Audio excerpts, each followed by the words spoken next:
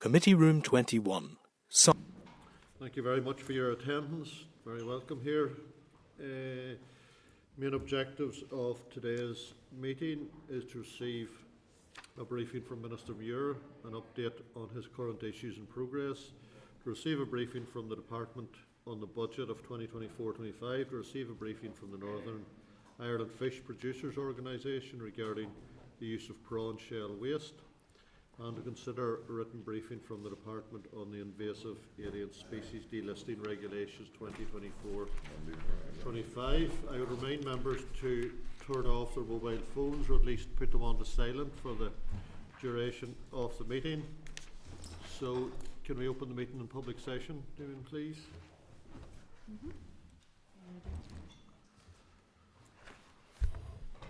Okay, members, thank you very much.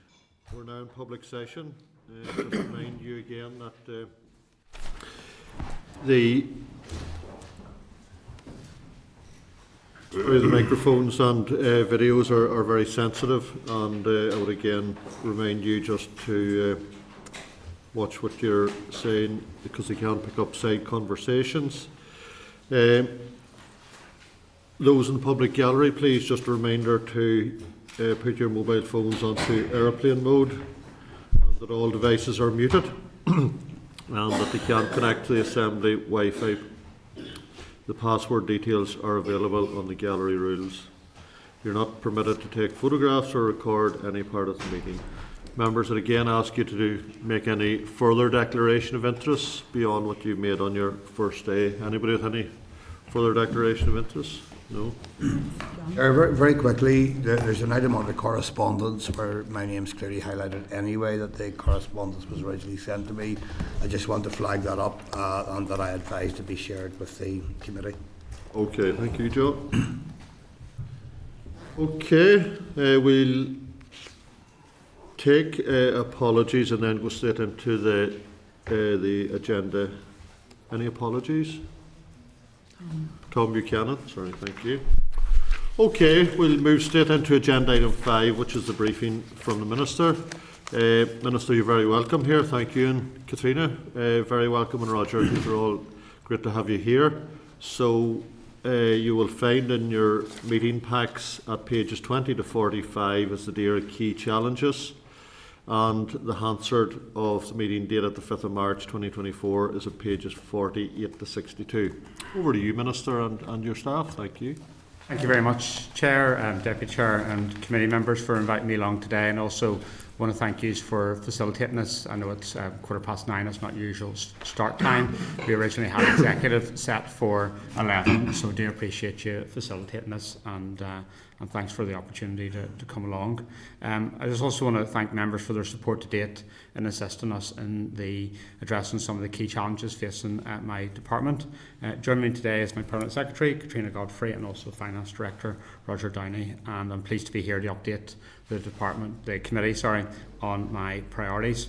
In terms of climate change, tackling climate change together is a top priority, and determined to implement the ambition of the Assembly in the Climate Change Act through setting of carbon budgets, targets, and delivering a climate action plan that is transformational, evidence-based, and also informed by stakeholders. I cannot do this alone. I need the support of all members. We have no choice. We must do this together, and we must act now. There are 2 steps ahead of us. The first step is to set Northern Ireland's first of 3 carbon budgets and to consider appropriate targets for 2030 and 2040. My department published an analysis of the 16-week consultation that took place last year, and I've shared a copy of the outcomes with this committee. There was overwhelming support from the various sectors, stakeholders and the public for setting carbon budgets and targets in line with the Climate Change Committee recommendations. While I will lead in progressing the regulations, the level of carbon budgets is ultimately for the Executive to approve before the relevant regulations are brought to the Assembly, and I intend to table an executive paper shortly. The next step is to publish a draft climate action plan, which will set out our pathways to meeting the carbon budget and targets. Reducing greenhouse gas emissions to alleviate the damaging consequences of climate change is a legal responsibility shared by all, with each department required to identify policies and proposals across respective areas of responsibility to meet the carbon budget. It is these policies and proposals will form the basis of the Climate Action Plan, along with other legal requirements including just transition and also nature-based solutions. To put us on a path to net zero, these policies and proposals have to be ambitious. Our current policies as they stand will not be sufficient. This is a challenge for us all, not least in the current fiscal context, but also in terms of capacity to develop new policies and to operationalise them with pace. All of the policies and proposals put forward are in the process of being costed by departments, and additional funding will be required. I've raised this requirement with the Finance Minister and will continue to make representations to the UK Government to secure the necessary investments. In terms of process, the cross-cut nature of the Climate Action Plan means that the draft will need to be agreed by the Executive prior to its publication for the required 16-week consultation. I will continue to engage with my ministerial colleagues to expedite Climate Action Plan development, and I will keep the committee appraised of progress. In terms of public body regulations, we are also making progress in delivering against another key requirement of the Climate Change Act, such as the new regulations which came into operation on the 3rd of May 2024, setting climate change reporting duties on Pacific public bodies. I would like to thank committee members for the prompt way that they considered and approved the regulations. Protecting our natural environment is another of my key priorities. This year we will incentivise and enable actions which protect and enhance our natural and marine environment and address water and air quality, soil health and biodiversity challenges, including the introduction of an environmental improvement plan. I'm pleased to say that I've brought a draft of the environmental improvement plan to my executive colleagues for adoption, and I continue to engage with them on that.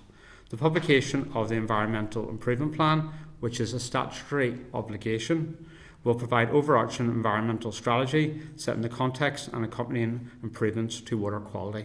In terms of the statutory obligation, the statutory obligation was that would be published by July of last year.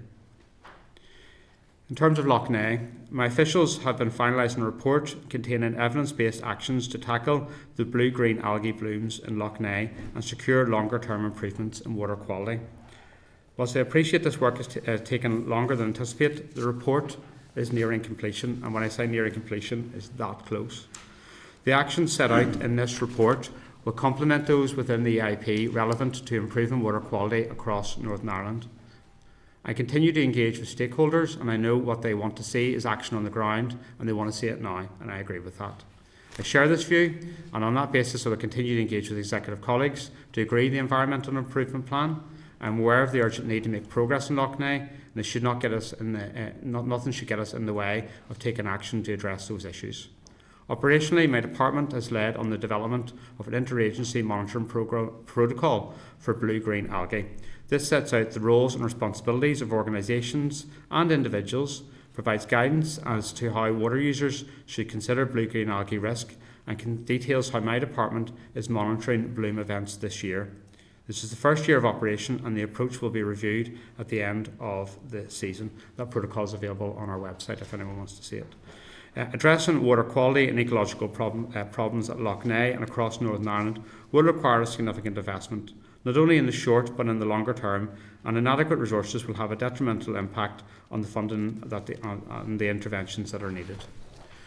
Failing to address the problems at Lough Neagh will, in the longer term, result in significant impacts as we saw in 2023, and would see those become the norm. This is simply not something I can or will contemplate.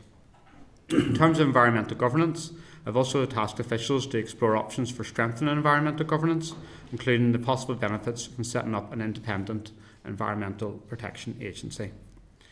With regards to supporting sustainable, resilient and productive agri-food and fishing sectors, this is another one of my priorities. I want to secure sustainable productivity and assist in the development of effective functioning supply chains, ensuring food security and high standards of disease control, public and animal health. My vision for the time ahead aligns closely to that of the Farm Support and Development Programme, that is to transition to a more sustainable farming sector by seeking to implement policies and strategies that benefit our climate and environment, whilst very importantly supporting our economically and socially significant agri-food sector. The principles of co-design, partnership working and effective communication will be key as this programme is introduced in a phased manner over the coming months and years. In addition, my officials recently provided updates on the carbon footprinting project, along with the Farm Sustainability Transition Payment and the Farm Sustainability Payment. I'm keen to see the initiatives package of measures delivered at pace and for our ambition to be strong. These will provide essential levers to contribute to our statutory obligations under the Climate Change Act 2022 with a firm focus on genuinely just transition. Another key priority for me is safeguarding animal health and welfare. As members be aware, bovine TB is a key challenge, not just for my department, but also for hard-working farm businesses across Northern Ireland. Since coming into office, I have heard accounts of the difficulties faced by farmers enduring a TB breakdown and recognise the devastating impact this is having on our wider industry. The cost both to my department and farmers is unsustainable. I've asked my Chief Veterinary Officer to review all matters relating to bovine TB and to provide me with an options-based approach in terms of based upon the most current scientific evidence on the best way forward. I've also listened to the calls for reform of animal welfare and I'm carefully considering what is needed to enhance our protections for animals. I believe that we collectively delivered a quick win when committee members supported the legislative consent motion on pet abduction, but there is a lot more to do. I wish to bring forward legislation on important animal welfare issues, but I'm cognizant of the time remaining in this mandate and what can be achieved within the resources available. I can confirm it is my intention to bring forward legislation in a number of several key areas in the year ahead. I plan to introduce a ban on third-party sale of pups and kittens, and it is my intention to consult on the introduction of mandatory CCTV in slaughterhouses. This is in addition to ongoing work in terms of public safeguarding measures on XL bully-type dogs. My department intends to lay the first piece of legislation later this month, subject to executive agreement. Rural Northern Ireland is integral to our economic, social and environmental well-being and development. DAERA will continue to play its part along with its stakeholders in building stronger, sustainable and diverse rural communities. On the 1st of April, I established a new Future Rural Policy Unit, which will focus on reviewing and evaluating previous rural policy initiatives and engaging with other Northern Ireland civil service departments, local councils, public authorities and stakeholders to inform collaborative policy proposals which are mindful of the changed rural landscape. Work is ongoing in relation to developing the Tackling Rural Poverty and Social Isolation Action Plan, otherwise known in the Department of Acronyms as TRIPSI, for 2024-2025 and will add to the 48 million that has already been paid out since 2016. A review of the TRIPSI framework has commenced with a report due back in early 2025 which will inform future policies. I will be considering the opening of the Rural Micro Capital Grant Scheme 2024-2025 and will make an announcement regarding the future of the scheme in the near future. I hear the calls for me to make an announcement on that and I hope to do that very, very shortly. I was speaking to officials about that yesterday. My department is also continuing to support rural communities through Peace Plus, Complementary Fund and City and Growth deals, which total over £100 million of investment. Additionally, my department has committed just over £8 million to the COVID Recovery Small Settlement Regeneration Programme led by the Department of Communities. That funding, together with funding from other departments, has allowed 30 projects to complete, with a further 58 projects across 10 council areas due to complete by December 2025. In terms of investing in science, research and development, I am very focused on ensuring that my department continues to invest in high-calibre science to support evidence-based policy making in tackling our big strategic challenges. Recognising that the health of our people is closely connected to the health of our environment and animals, I want to see all our policies underpinned by the One Health approach, and science and innovation are key to supporting this.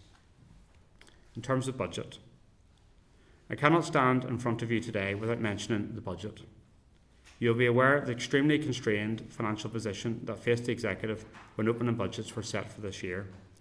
On the 25th of April, the Executive approved the budget for 2024-2025 and allocated DAERA a non-Treasury earmarked resource DEL allocation of £243.8 million. This was £0.2 million less than the equivalent closing allocation in 23-24. This is an extremely difficult outcome for my department. Since then, I've worked with my officials to determine how DAERA's limited financial funding should be allocated, and this has recently concluded.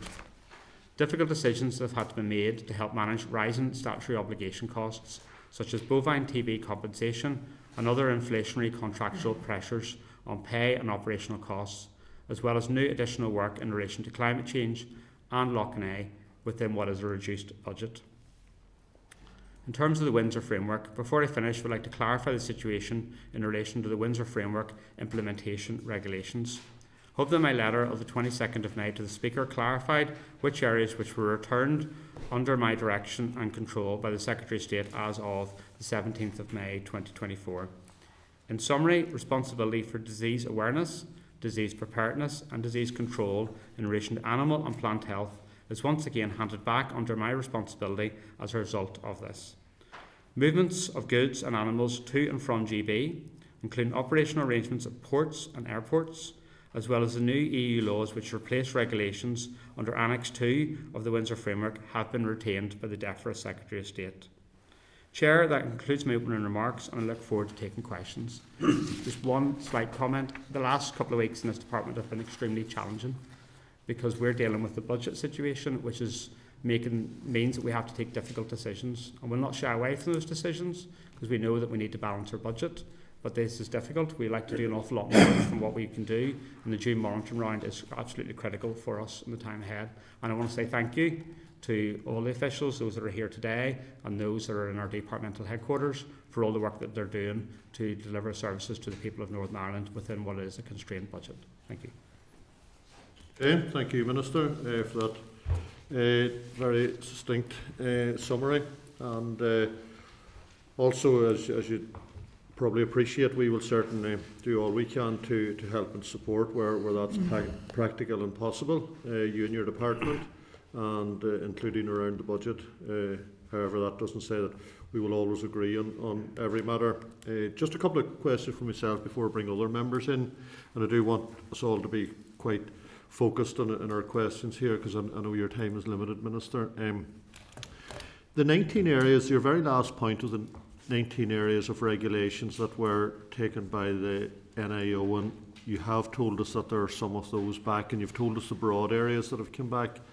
Can you be any more specific? Because you did deposit in the library the 19 particular regulations that had been held by in the control of the NIO. Yes.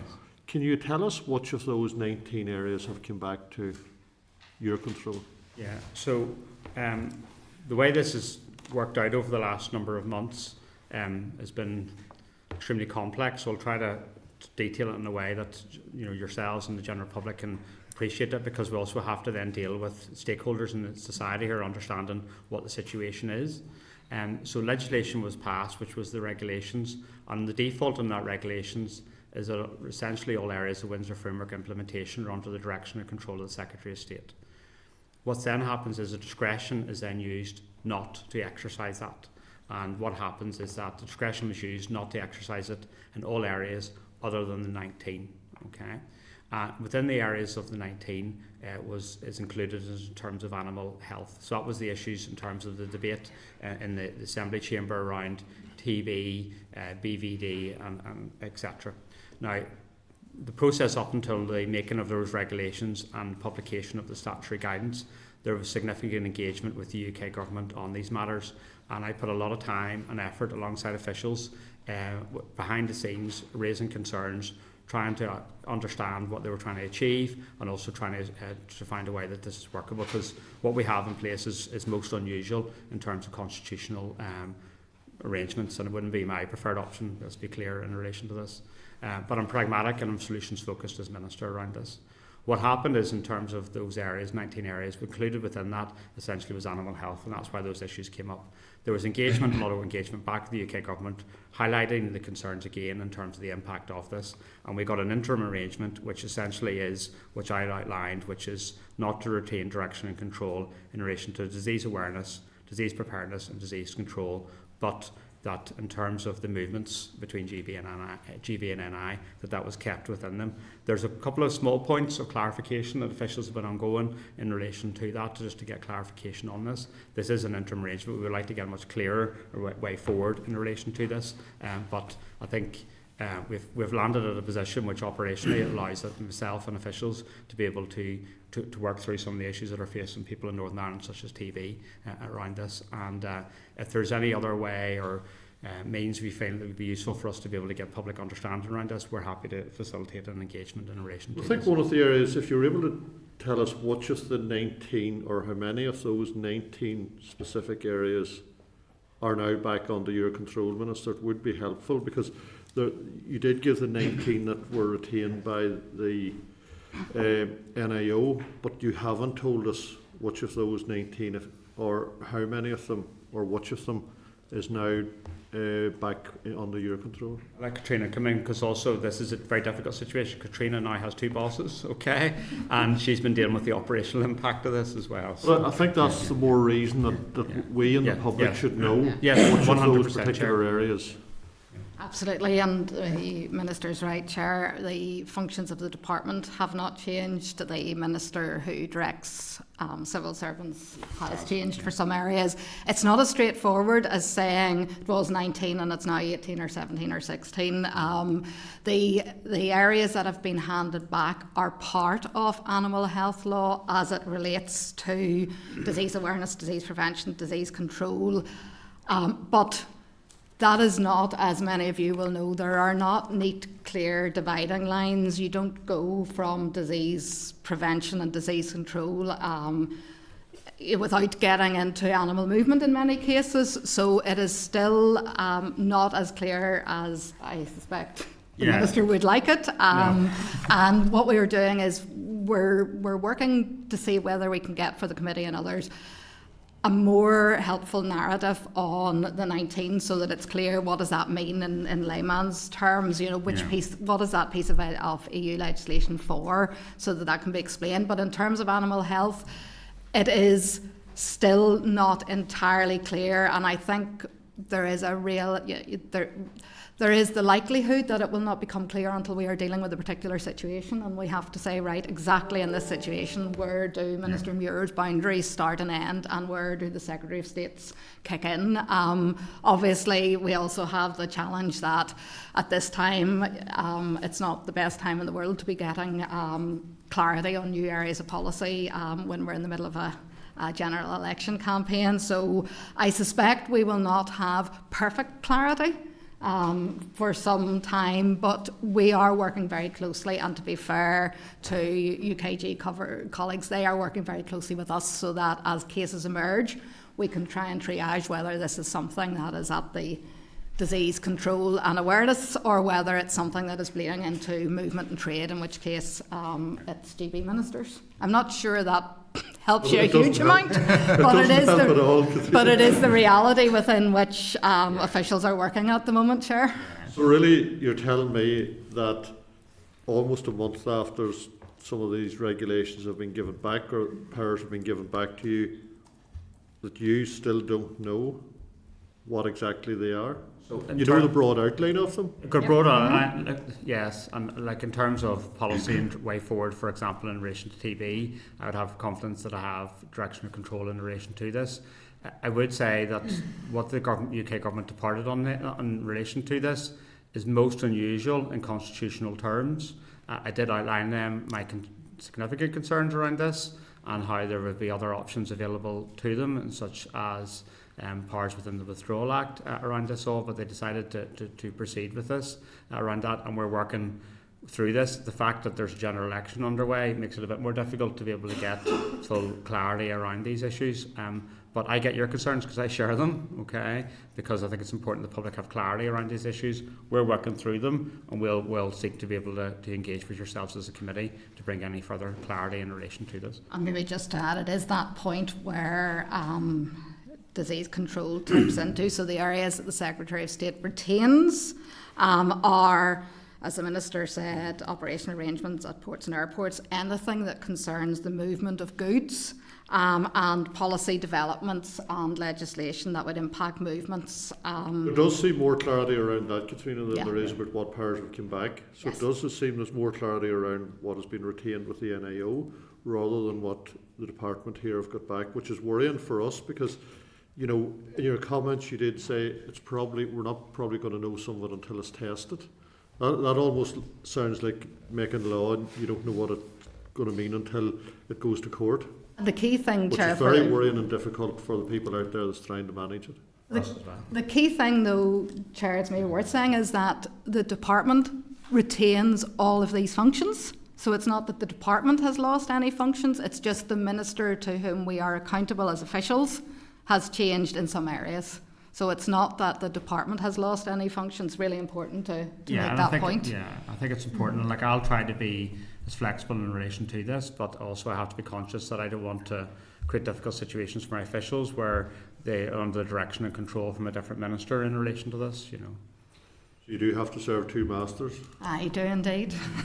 Minister, just another point from me around your priority, or your top priority.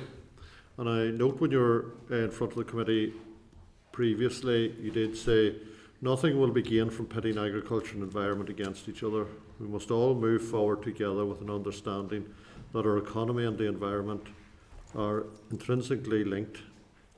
And you went on to talk about the full remit of the department.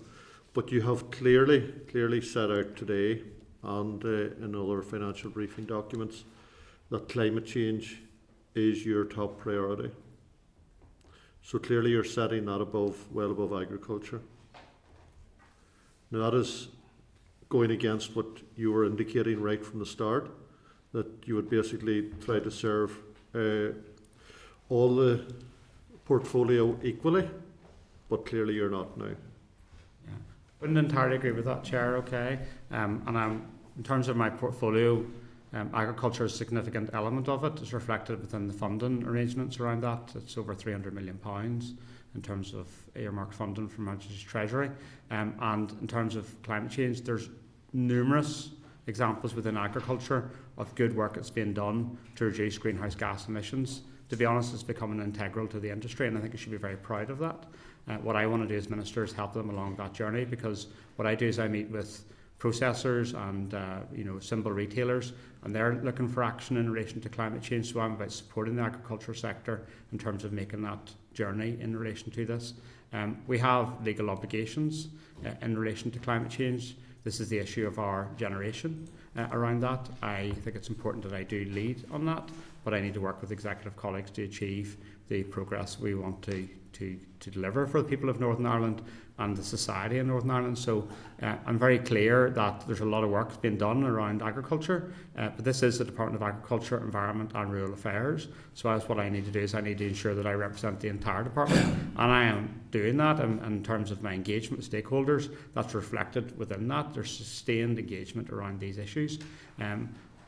But if I turn around and said that climate change wasn't a key priority for me, I think a lot of people would be questioning where am I not understanding the issues that are facing the agriculture sector, because I've seen those issues in terms of flooding and in terms but of... there is a difference, Minister, in it being a significant priority than being the top priority, because you have clearly set that aside, or set that well above preface of other sections of your department.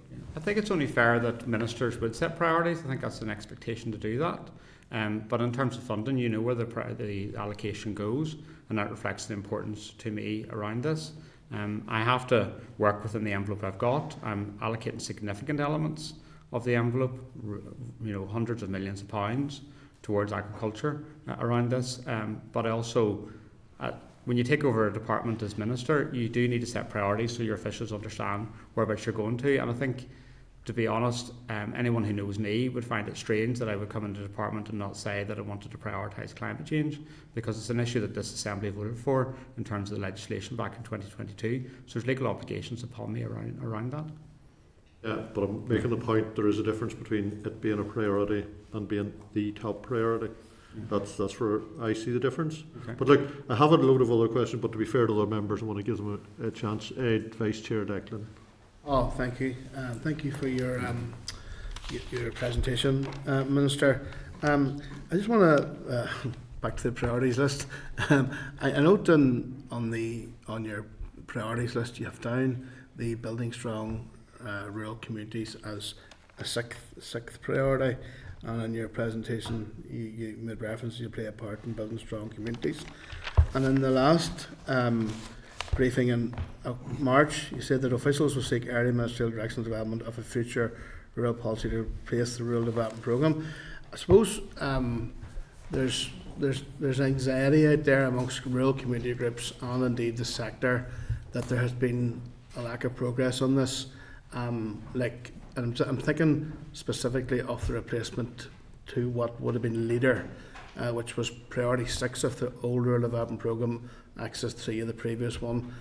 And I know that the department have been working on setting up a rural oversight committee to look at a successor to that there. So where is the rural oversight committee now, and where is the new rural policy? I'm not specifically talking about TRIPC. I'm talking about that what would have been the priority 6 of the old rural development programme, Minister. Yeah, so I do consider this important, and the whole issue in terms of rural development, we're living in a very different changed landscape than what we had in terms of previous policy. So in terms of my opening statement, I did outline the work that we're doing in terms of setting up a unit within the department to look at future rural policy, and there will be engagement with stakeholders on this. I think it's important that we do that at pace within the resources we've got, because what we also want to do is utilise funding opportunities to get that out to rural communities. I think I understand the importance of this. I engage with rural communities regularly, and I see the issues that are facing people today. We've got significant issues, for example, in relation to childcare. So what we need to do is we need to reflect those through that policy.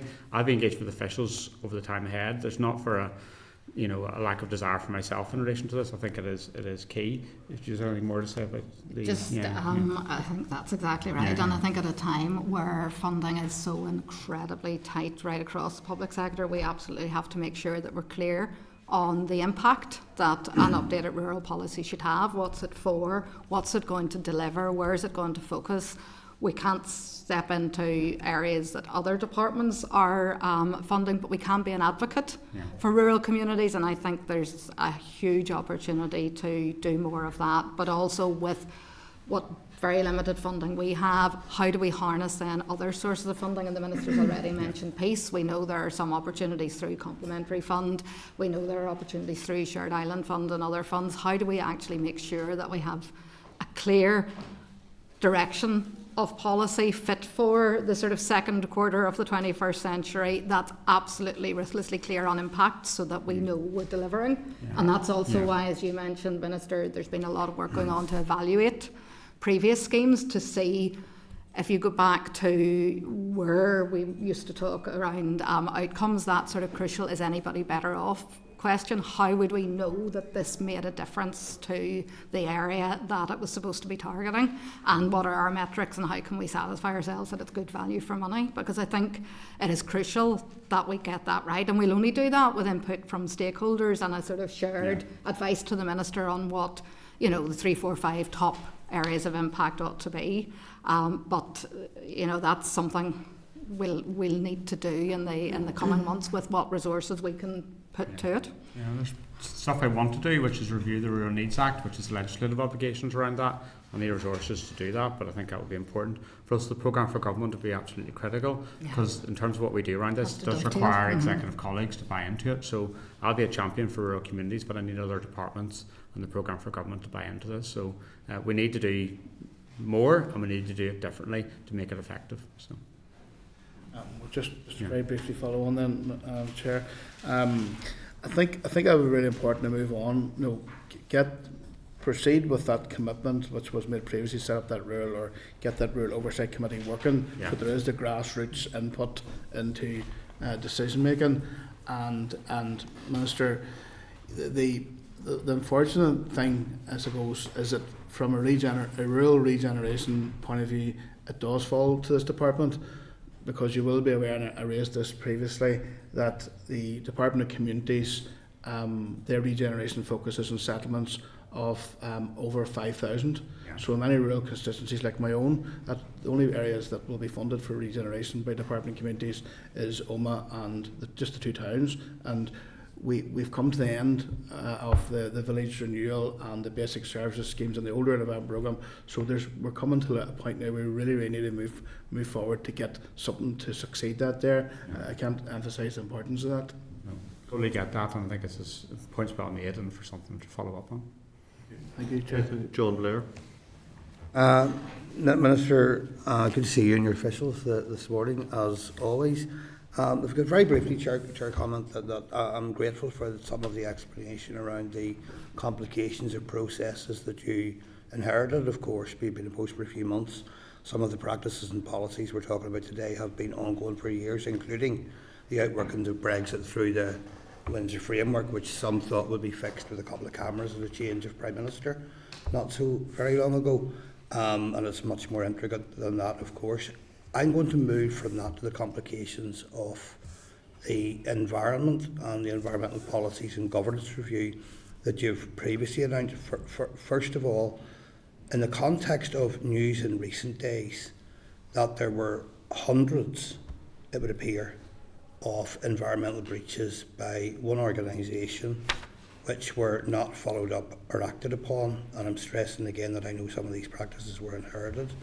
Can I ask how the environmental governance review is going in light of that, and what attention has been paid there, particularly in relation to Lough Neagh?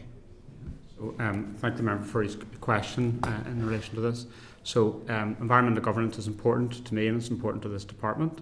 Upon taking up office, I asked officials to do a scoping study in terms of where environmental governance sits here in Northern Ireland. That's in the context of EU exit. We're a very changed landscape. We have the Office of Environmental Protection, but as members will know, that is not the equivalent of an independent environmental protection agency. And we have Northern Ireland Environment Agency, which for all intents and purposes is part of my department in relation to this. That scoping study is largely complete. I've had recent meetings with officials around that in terms of next steps, and I will be announcing those. I think it's important that people know that I believe in an independent environmental protection agency. I don't believe the current arrangements are fit for purpose, but what we need to do is we need to do engagement around this. We need to ensure that we do a call for evidence to get views and opinions regards this. And if we're going to go forward in terms of the commitment under New Decade, new approach for an independent environmental protection agency, we need to ensure it's fit for purpose. And that what we're doing is creating something that's going to deliver for the people and for the environment in Northern Ireland. So we need to do this right, and that's what I'll be committed to doing over the time ahead. I'm acutely aware of people's concerns in relation to the environment. It's on the news every day. So it would be negligent of me not to take action in relation to this, and there's a number of things that I'm doing in relation to that. Chair, I'd like to thank the Minister for that and just maybe draw out some detail on it. I said here in this committee not so very long ago that there isn't, and I said it to farming representatives, there isn't a red tractor badge or a food accreditation in this world that compensates for the destruction of the natural environment, because that action will seriously undermine the credibility of your product in relation to all sectors, your tourism, your local economy, community life in rural areas, and there are rural people, and many of them, also massively concerned about the environment. But on this business of environmental governance itself and the review and movement towards hopefully an independent environmental protection agency, which is most welcome, is there any information we can have today on the attention that might be paid in that regard to enforcement? I mean, the example I gave that came to the public's attention in recent days has clear enforcement links. Enforcement around Lough Neagh is key, so that actions are taken to rectify a deteriorating situation. And also the public perception is, in relation to enforcement, that often the outcomes in terms of fines and penalties are not tough enough or nowhere near as tough as they should be. I know that you're not responsible for the outworkings of the law, but I'm keen to know if the department are paying any attention to that. So I'm aware of the concerns and issues around Lough Neagh and the environment in Northern Ireland, particularly in relation to water quality. My approach and the approach from my department will essentially have four strands. The first one is around education, and we know that that's absolutely critical, and there's lots that we are doing and plan to do in relation to that area. The other is around incentivication and investment. We need to ensure that people have an uptake of the technologies that are available around this. Also, there's issues which are in for the Department of Infrastructure in terms of investment in wastewater infrastructure. And those areas that we clear the committee in terms of that education and incentivication and investment are really, really key. There's something I strongly believe on. But in terms of the enforcement aspects, we need to do more in relation to regulation and enforcement. And there's a number of actions my department are doing around that in terms of review of different current policies and in terms of the current arrangements around enforcement. But there's more that we need to do, and there's more that I am working with officials to do. So in terms of the budget, there has been prioritisation of resources to the Northern Ireland Environment Agency. That will include setting up an enforcement team. That is the process, obviously, to get people in post to do that. But that'll be over 20 people focused on the Lough Neagh catchment area in terms of enforcement. I think that is critical. But the other aspect to this is in terms of fines and penalties.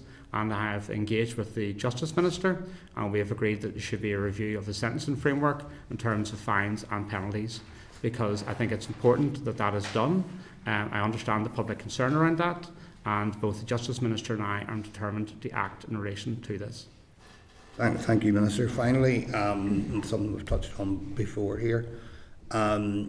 It's become known through your answers here and the Chamber and public commentary that you're waiting to get an environmental improvement plan to or through, as I put it recently, the Northern Ireland Executive. Has there been any progress on that? So I tabled the environmental improvement plan to the Executive in March, and I continue to engage with Executive colleagues in relation to that. And I would hope that that is agreed in the very near future, because there was a statutory obligation to agree the environmental improvement plan in July of last year. And that clearly has passed, so it's absolutely critical that we do that. Okay, thank you. Thank you, Chair. Right, Patsy? Yeah, thanks very much, Chair. Good to see you, Minister, and yourselves as well. Minister, just picking up on the point about the reported 500 breaches at my park that John referred to there. Now, it is reported that those led to significant pollutants entering the watercourse. Are you conducting an investigation yourself at the department into those 500 breaches to see what actions were taken? Because it seems that inertia was the order of the day in regard to 500 breaches, and maybe can you give us some sort of an insight as to what actions you have initiated yourself in regard to those as reported? Yeah, so Spotlight was obviously broadcast on Tuesday night, and extremely uncomfortable viewing for me and for many people, I would say, in Northern Ireland around this. So I've been engaging with officials. I received further information yesterday, and I am planning to meet with them next week in relation to this, because it's important that as Minister I do my due diligence in relation to what's been reported. There was a number of issues reported within the documentary, and I'll be following up upon that.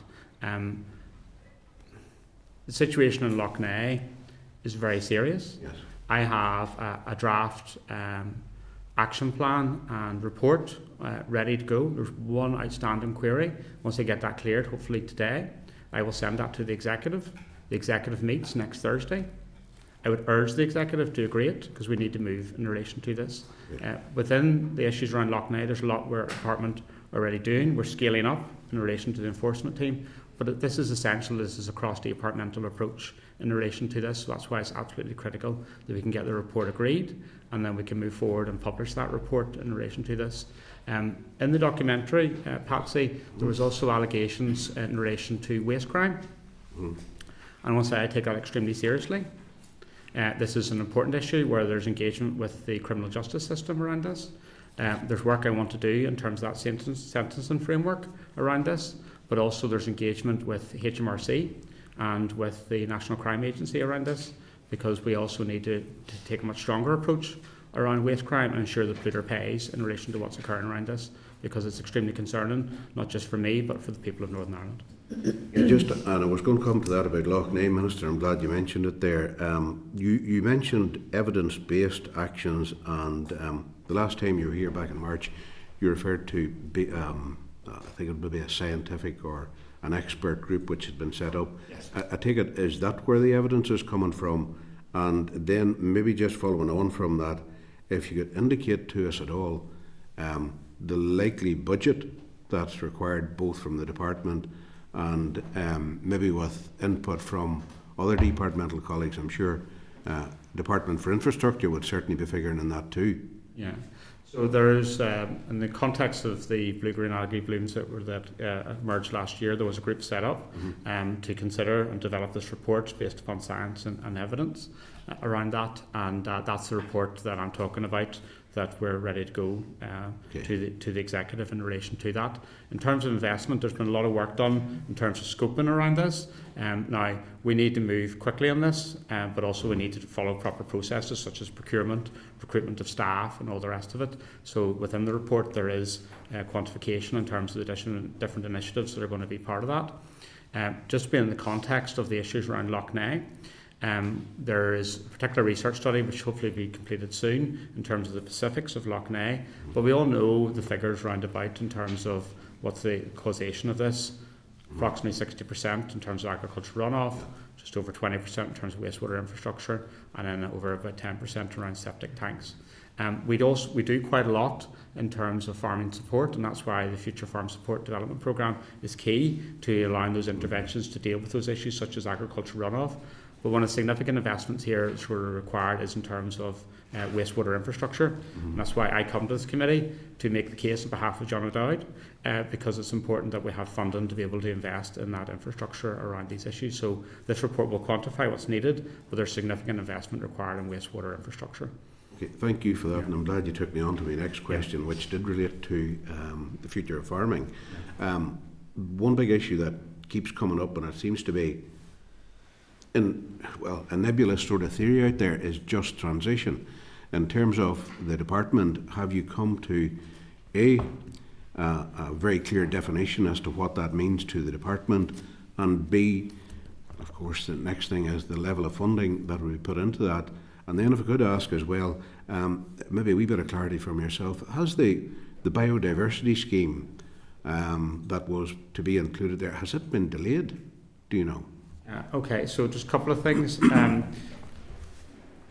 Being clear in terms of the Future Farm Support Development Programme, sort of underpinned by a just transition around that. So this is about mainstreaming this understanding around this.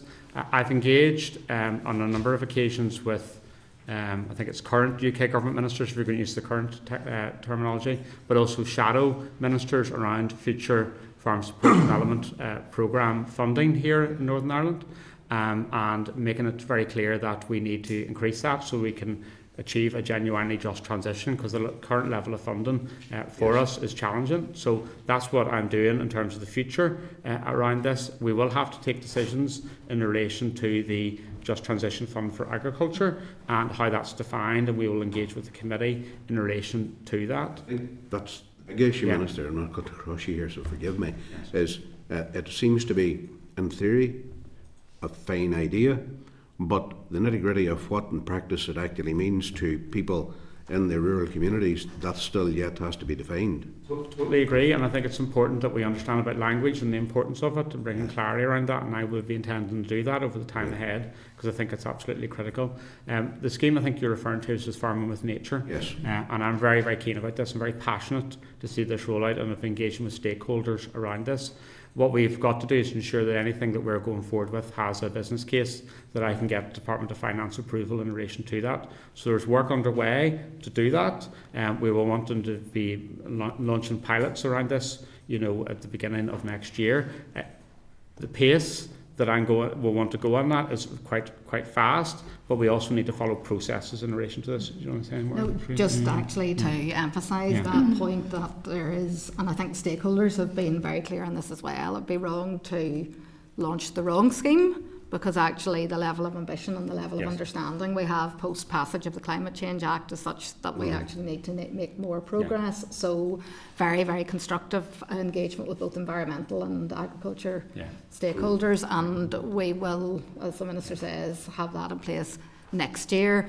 There's a window that you will understand better than I do around, when is the right time to be doing your benchmarking around biodiversity. If you get the wrong time of year, you almost sort of, So to get clear, it hasn't been delayed then? It was planned to be in and around 25. I hope that it will still be. I think there was a point where we thought it might have been possible this summer, and I don't think that's going to happen now. So we're after this meeting with yourselves, I'm meeting with stakeholders in terms of agricultural policy stakeholder forum, and this is something that we'll continue to engage on. But we want to do this. We want to do it as quickly as possible, but we also need to make sure we get the business case signed off. Okay, thanks very much. Thanks, Chair, William Irwin. Thank you, Mr. Chairman. I can thank you for your presentation. In relation to Lough Neagh, and we all understand the importance of Lough Neagh to Northern Ireland, there's going to be an increased inspection on farms. I think you've said.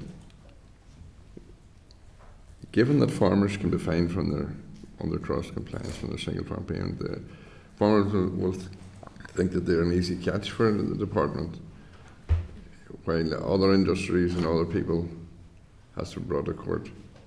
Farmers can be fined simply under their single farm payment. Will you give an undertaking that your inspectors will work with farmers if their issues are found to try and resolve those issues without throwing the book at them? Thank you, William. I'll not be throwing the brick at anyone. Okay, and I think I'll not be an easy catch for anyone either. I think in terms of anyone who's contravening environmental legislation, this is a clear message from me. As Minister, there's going to be more chance you're going to get caught, and I'll be reviewing the sentencing framework in terms of the penalties around that. And that applies to everyone. So I've made it clear in terms of the arrangements that are in place between the Northern Ireland Environment Agency and Northern Ireland Water, which is SORBI, it's another acronym I'm knocking about. I think we need to call time on that. I'll be engaging with the Minister for Infrastructure in relation to this, but the arrangements that are in place, and they date back to 2007, so they've been there for quite a while, in terms of the lack of investment in relation to Northern Ireland Water, and the fact that that then could be used in consideration whether to take forward action in relation to that. I don't think that's tenable, and I think that needs to be reviewed. So I'm very, very clear that anyone who's engaged with anything which is a contravention to environmental legislation, that I don't think it's acceptable. I think it's important to engage with people, and that's why education is absolutely underpinning all the actions we're taking in relation to Lough Neagh, because what we want to do is you want to engage with people, you want to take forward initiatives such as, for example, what's in the Upper Ban catchment area, which is Rivers Trust and NIFPO, engagement with farmers on a one-to-one basis, encouraging them in terms of, for example, planting of trees and hedges down beside the river to ensure that we're better farming practices. In terms of cross-compliance penalties, you're all aware that under the Future Farm Support Development Programme, there will be new arrangements in place associated with that, and there's engagement with stakeholders around that. And I think that's important, and there'll be new arrangements in place. I'm aware that what Minister Poots and the decisions that he took in 2022 prior to leaving office in terms of cross-compliance penalties, I don't feel I can stand over that, and I've asked officials to commence work to reverse that, because it's important that as Minister I show leadership. These are difficult issues, but I'm not going to shy away from them. Minister, you must accept some cross-compliance penalties, and it's an issue maybe in a meeting with you privately at some stage we could point out. And even some department officials accepted. They were totally out of kilter with some minor offence. Farmers have been fined tens of thousands of pounds. So, if they were brought to court, they wouldn't have fined £500. So that there needs to be some realisation in relation to penalties. So there will be engagement with the committee, further to the engagement I've had with officials in terms of my desire to reverse that decision around that. I understand the points you make, but it's important that we take leadership in relation to these issues, and I'm not going to shy away from that. You made a decision a few weeks ago to go to the Assembly and say you no longer dream it over TB. Was that decision not flawed? The decision in terms of TB, the powers in relation to TB? Yes. Did you not jump the gun in relation to announcing that to the Northern Ireland Assembly when the Northern Ireland office told you that wasn't the case? So I'm not aware of the correspondence you're citing in terms of the Northern Ireland office telling me it's not the case. The issue for me is I think it's important that I answer questions to the Assembly honestly and truthfully. We received correspondence subsequent to the engagement in the Assembly where these powers were handed back. We understand the discussion we've had at the beginning of this meeting in terms of this issue. But I sincerely, honestly and truthfully had a clear understanding that these powers were taken back in terms of the Windsor Framework 19 and then subsequently were handed back. And I have shown immense forbearance in relation to this issue. to a law that the UK government, working alongside your own party, developed, and I am working with to deal with the issues arising from that. And I will continue to do that because I'm focused upon solutions. Nicola? Thank you, Chair and Minister. Thank you and your officials for coming here this morning. I had a couple of questions about the Lough Neagh Action Plan, and I'm really glad to hear that you're moving quickly on it and hoping to get executive approval next week and get that there to the executive, because you'll understand the pressures that those locals are feeling on that there, knowing that we're coming back in the summer months as the blue-green algae is starting again, and there is a real urgency on that there. So I'm glad that you're making progress on it. You'll also know that as a committee and even as individual members, we've been contacted by a number of different companies who've come up with different solutions to the blue-green algae issue. And in fact, we're hearing from somebody later on today in the committee. Have you been engaging with those companies as well? And are their solutions part of the action plan? Yeah, so totally share the concerns in relation to Lough Neagh, and there's a section on our website in terms of what actions were taken thus far, and the protocols there, and all the information's on the website. But we need to go further, and that's why it's important we get the Lough Neagh report and the action plan agreed by the executive as soon as possible. And it's really critical around that. In terms of the different suggestions coming through, they come through thick and fast. And I think it's important that we establish a process where we can consider those, and then also those that have potential merit, then we can fund them to take it forward to the next stage. So part of the consideration is to set up a fund. Now obviously I need a bid for funding in relation to this, where bodies then can apply to that and give consideration to that, because there's a number that have came through that I'm personally interested in, but what we need to establish a process, because we can't just pick people randomly in relation to this. Some are a bit more expensive than others as well, but we need to give proper consideration to this, and I think a lot of people have put a lot of time and effort into developing potential solutions around this, and I think that's positive. I know some companies had indicated needing the use of require interaction with the lake bed, which belongs to Mr. Arcee Cooper, if I'm right. Have you had any conversations with him in regards to getting access to that, or? So this is the bed and soil of Lough Neagh? Yes. Yes. So there's a couple of issues around that. So I get the public debate in terms of ownership of Lough Neagh. I think in the short term, change in ownership is not going to make the changes we need here immediately around this. And let's be clear, some of these issues are going to take years and decades to turn around. But I get the concern. I get that Lough Neagh Partnership are doing work funded through the National Lottery around this, and I think that's really, really useful, and there's really encouraging people to engage around that. There's my own personal view in relation to this. It's not a departmental view. My own personal view is one that where community ownership would have a lot of merit around this, and that's something I'll feed through personally to the Lough Neagh Partnership as part of their consideration. That's happening across in Scotland. There's a number of examples of that.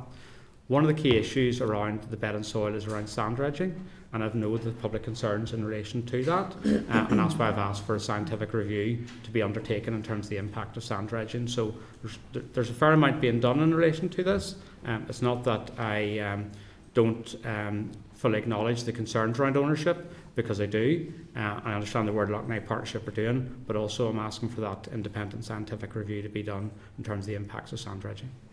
Fair enough. Just a final question on Lough Neagh. In the budget paper that your department has published there, in paragraph 21, there's £0.3 million allocated to communication around Lough Neagh. What exactly is that there for? Yeah, so that comes back to the points I was speaking to other committee members about the importance of that education and awareness. And there's a number of initiatives we want to do. CAFRE play a critical role in terms of this. There's also potential in terms of communications and stakeholder engagement. So we think it's just critical, and that comes back that I would like to get us in a situation that in terms of the issues we're talking about around enforcement, we don't have to do it. That's reactive. It's best to ensure it doesn't occur in the first place. So that's where about education, the engagement, the communication. So that's why that funding's been set aside. And there's numerous organisations around the Lough Neagh catchment area who are already doing excellent work, and I want to partner with them, because often they're going to be the people who have the contacts and the liaison and the relationships to be able to do that. So this is underpinning an awful lot of what can be said. And I know a focus is upon, rightfully so, around enforcement. But let's be clear, the education, the incentivication and investment is absolutely critical. One final question, Chair. Listen, I completely support your plan moving forward with the Lough Neagh Action Plan. I know it's an executive priority and it needs to be addressed, but it isn't a statutory obligation, whereas issues around bovine TB are. And I see that it has been, the fund for that has been, you're making bids to the June monitoring round for that there. Does that not put a lot of pressure on the likes of our chief vet and his staff, like not knowing if he actually has the money there yet, or what was your thinking behind that? Okay. So in terms of TB, that is the biggest pressure within my department, and in terms of the budget settlement, we didn't get anything associated with that.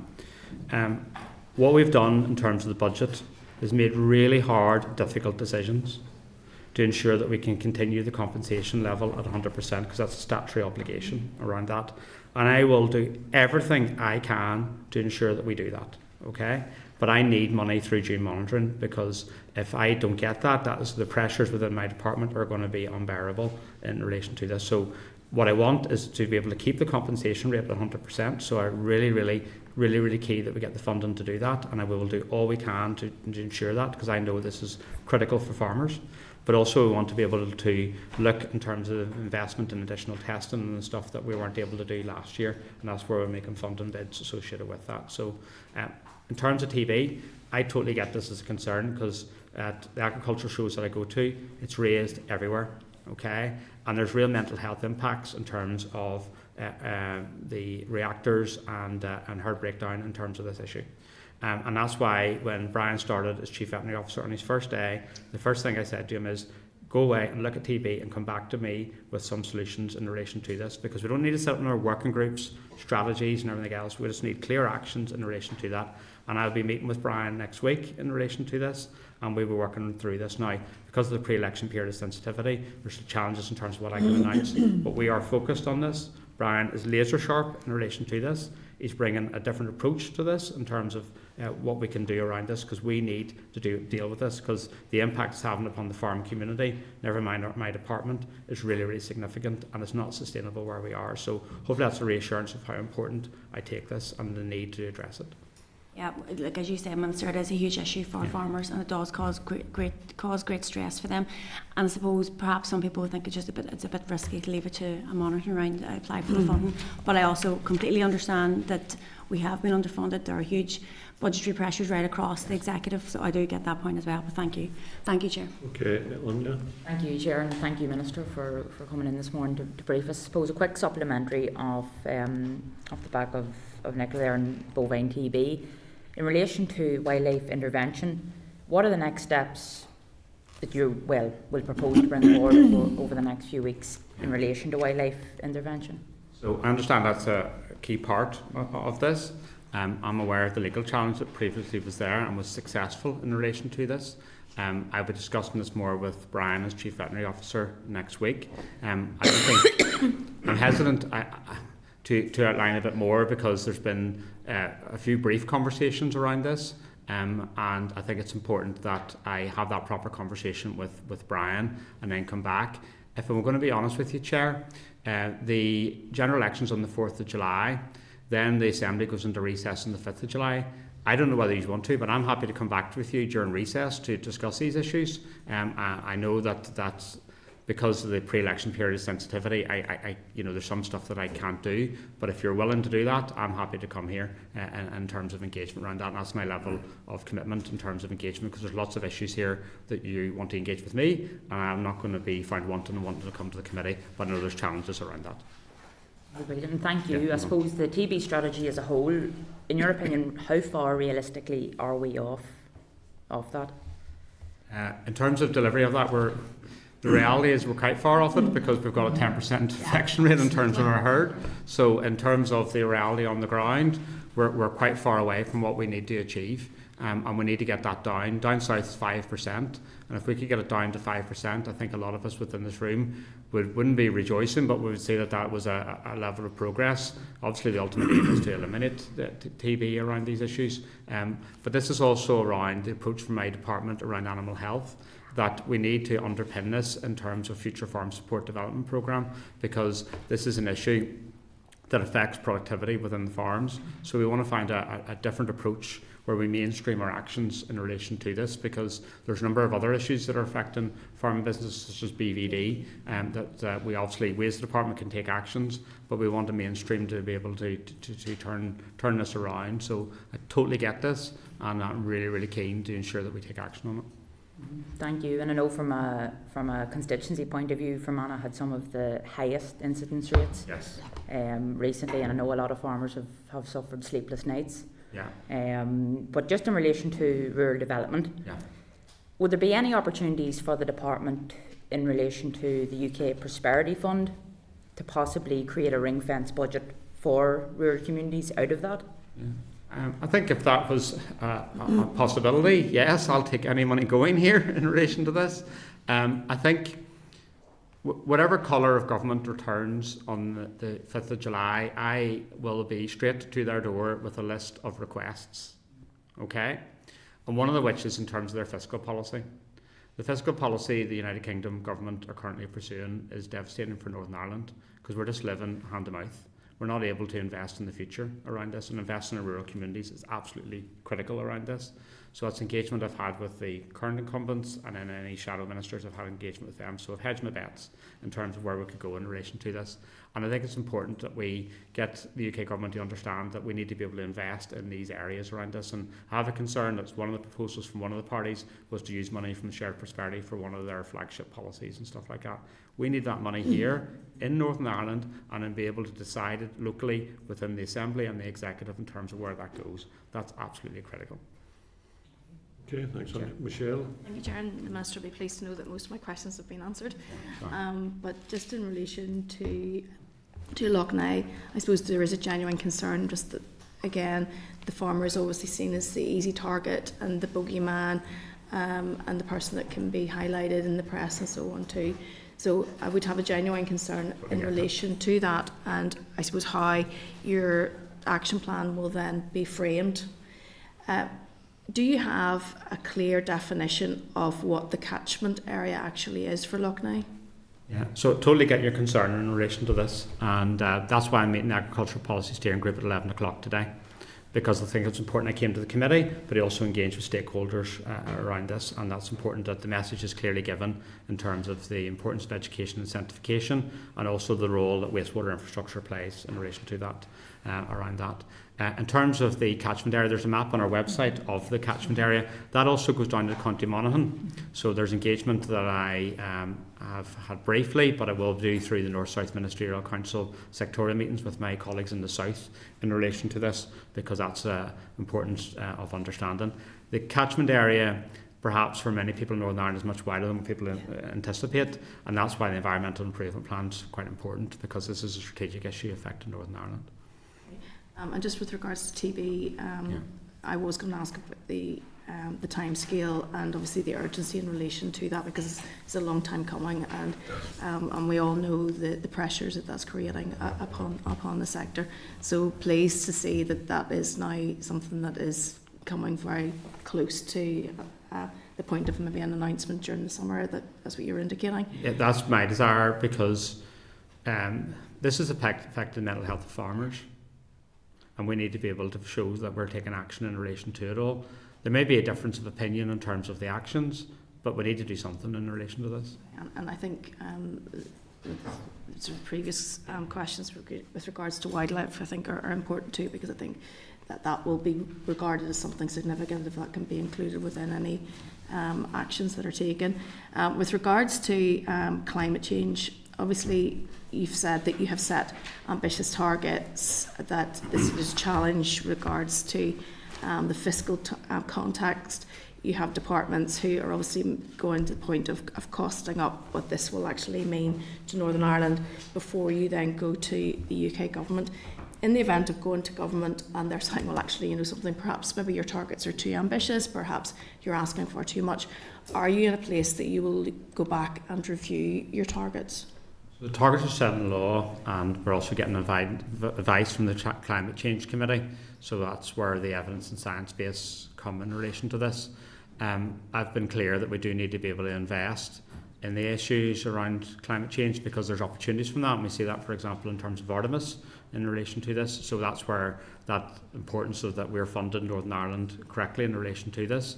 I need to engage with my executive colleagues as well in terms of the climate action plan, in terms of how they can feed into that. So that's an iterative process in relation to this.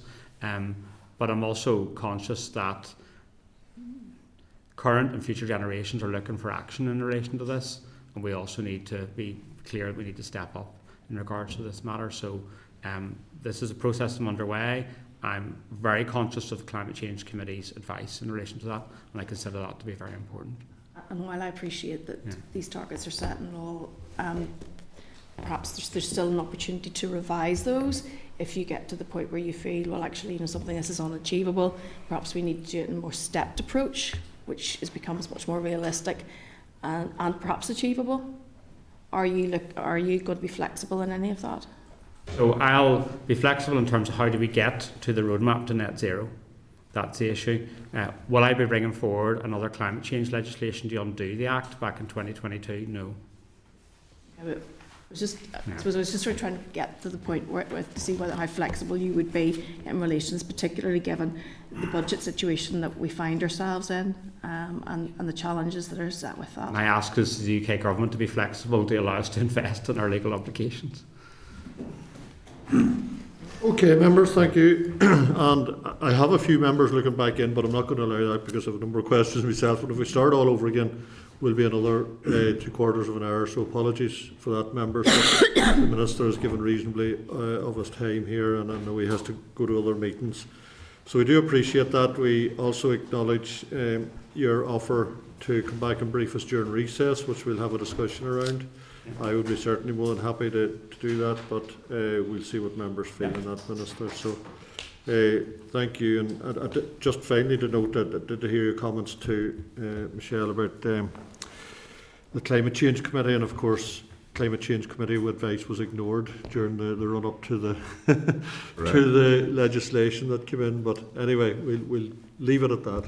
Thank you. Next meeting.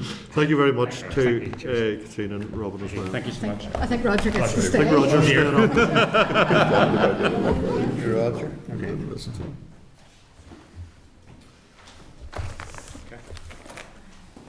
Okay, members, we'll go back to back to agenda item 2, which is the Chair's business. First one is to refer you to the table of papers starting at page 36, which is regarding the restricted legal advice that we have now received from the Assembly Legal Services.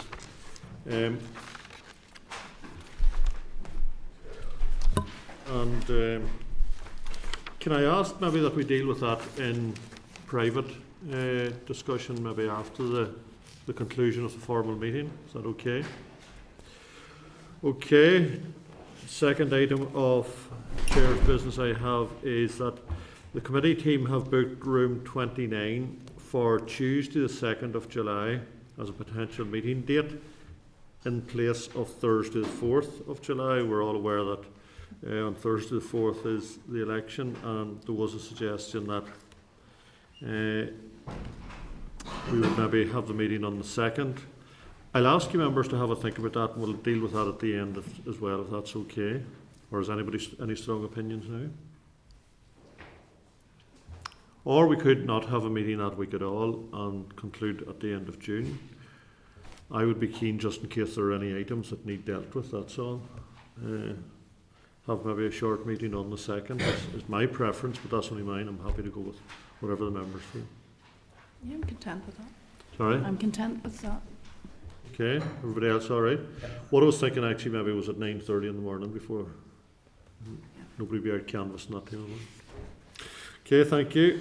We'll go for that. Page 4 of your table of papers is a letter from Nature Friendly Farming Network thanking us for the opportunity to allow them to brief the committee, and now they're inviting the committee to Nature Friendly Farm. You content that we add this to the list of potential external visits? Okay, thank you. Agenda item 3, draft minutes. Refer you to the draft minutes of the 30th of May 2024 in the packet, pages 5 to 17. Are you content with the contents? Great. Great, thank you. Okay, matters arising. Agenda item 4 from the minutes. I refer you to correspondence or the response from Andrew Kells, Chief Commissioner of the Planning Appeals Commission, dated the 3rd of June 2024, the tabled papers at pages 9. This is a reply to our letter querying the delays in the co-joint public inquiry regarding the Dalradian project. Chief Commissioner does not expect the delay in starting the inquiry to be prolonged. Given the expected imminent referral of papers from DERA, Commission is continuing to review its options and has taken steps to allocate referred work which should not affect any rescheduled co-joint inquiry. Commissioner has noted that a number of committee members declared an interest in the inquiry, and therefore, to avoid any perceived political pressure, she has requested that the committee do not correspond further on this matter. Any views, members? I'm just a wee bit taken aback by why we shouldn't correspond on it, just because members have made representation around the issue. The committee is merely asking for information around it.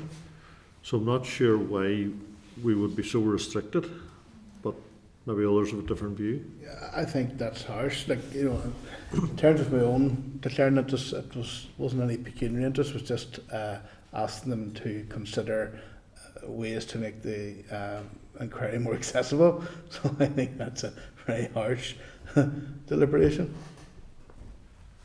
Okay, well, members, do you want us just to note that, or do you want us to refer back and say that, you know, that we're not trying to influence them, we're merely trying to get information?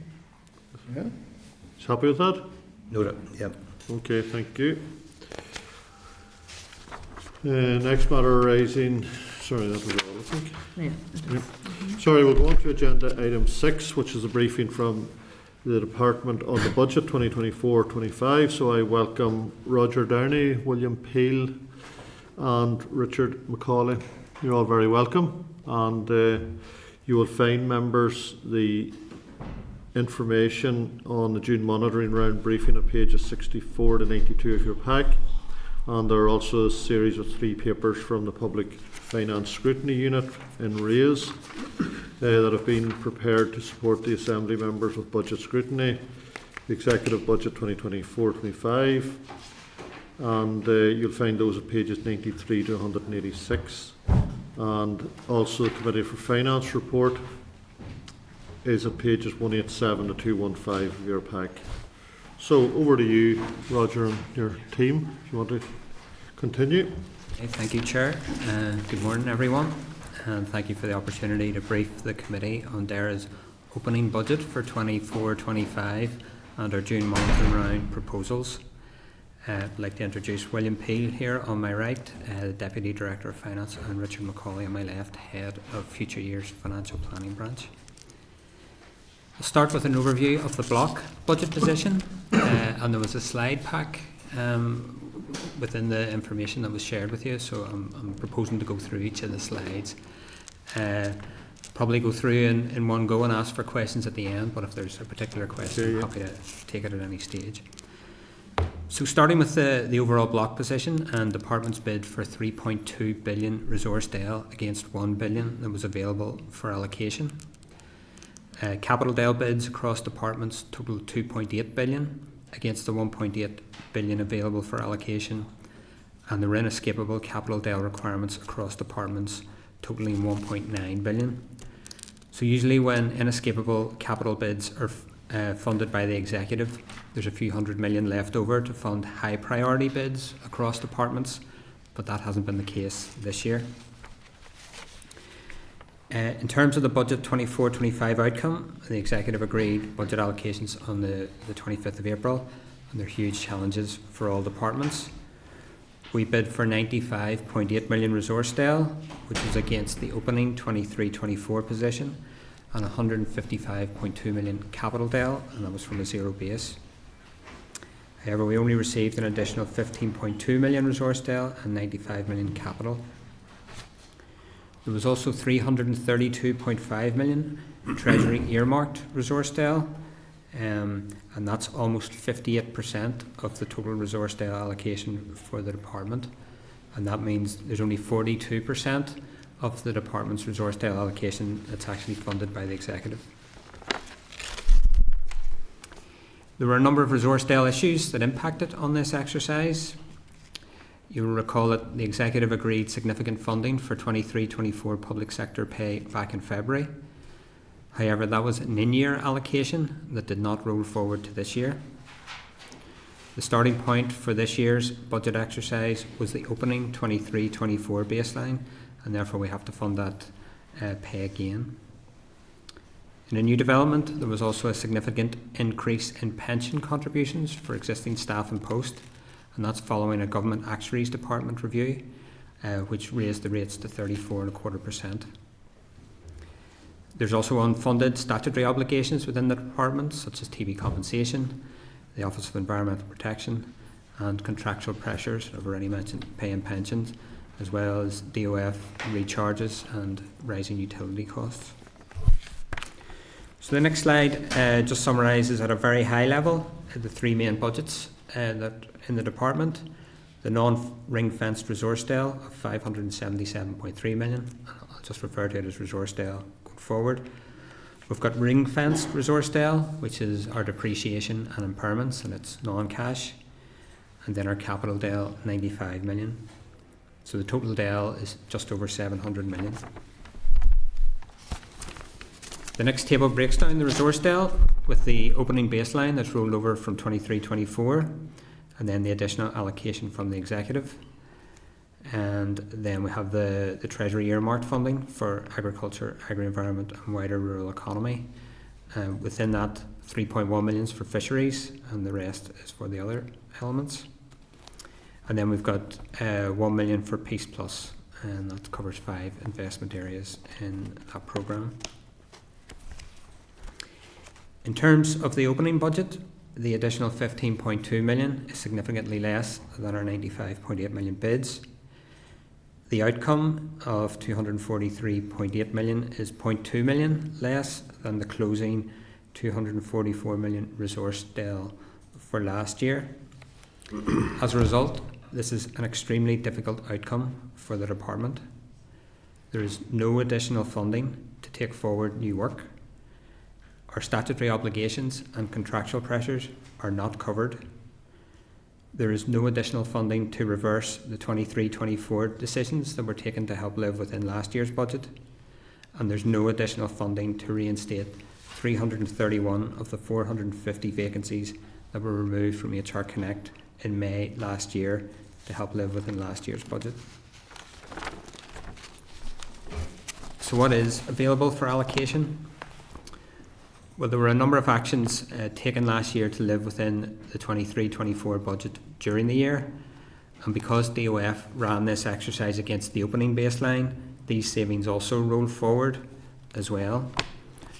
So in addition to the 15.2 million from the executive, there's savings rolled forward on GAE, on non-farmed animal welfare council subvention, not replacing a number of levers, and Forest Service subsidy.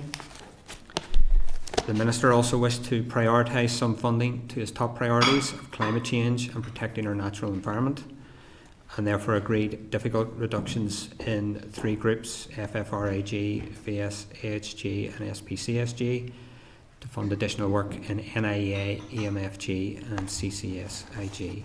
Sorry, Roger, can you explain those a wee bit again, where the Minister switched those funds from? You've put out a lot of acronyms there. It'd be useful to know what all they are that he has taken funds from. Okay,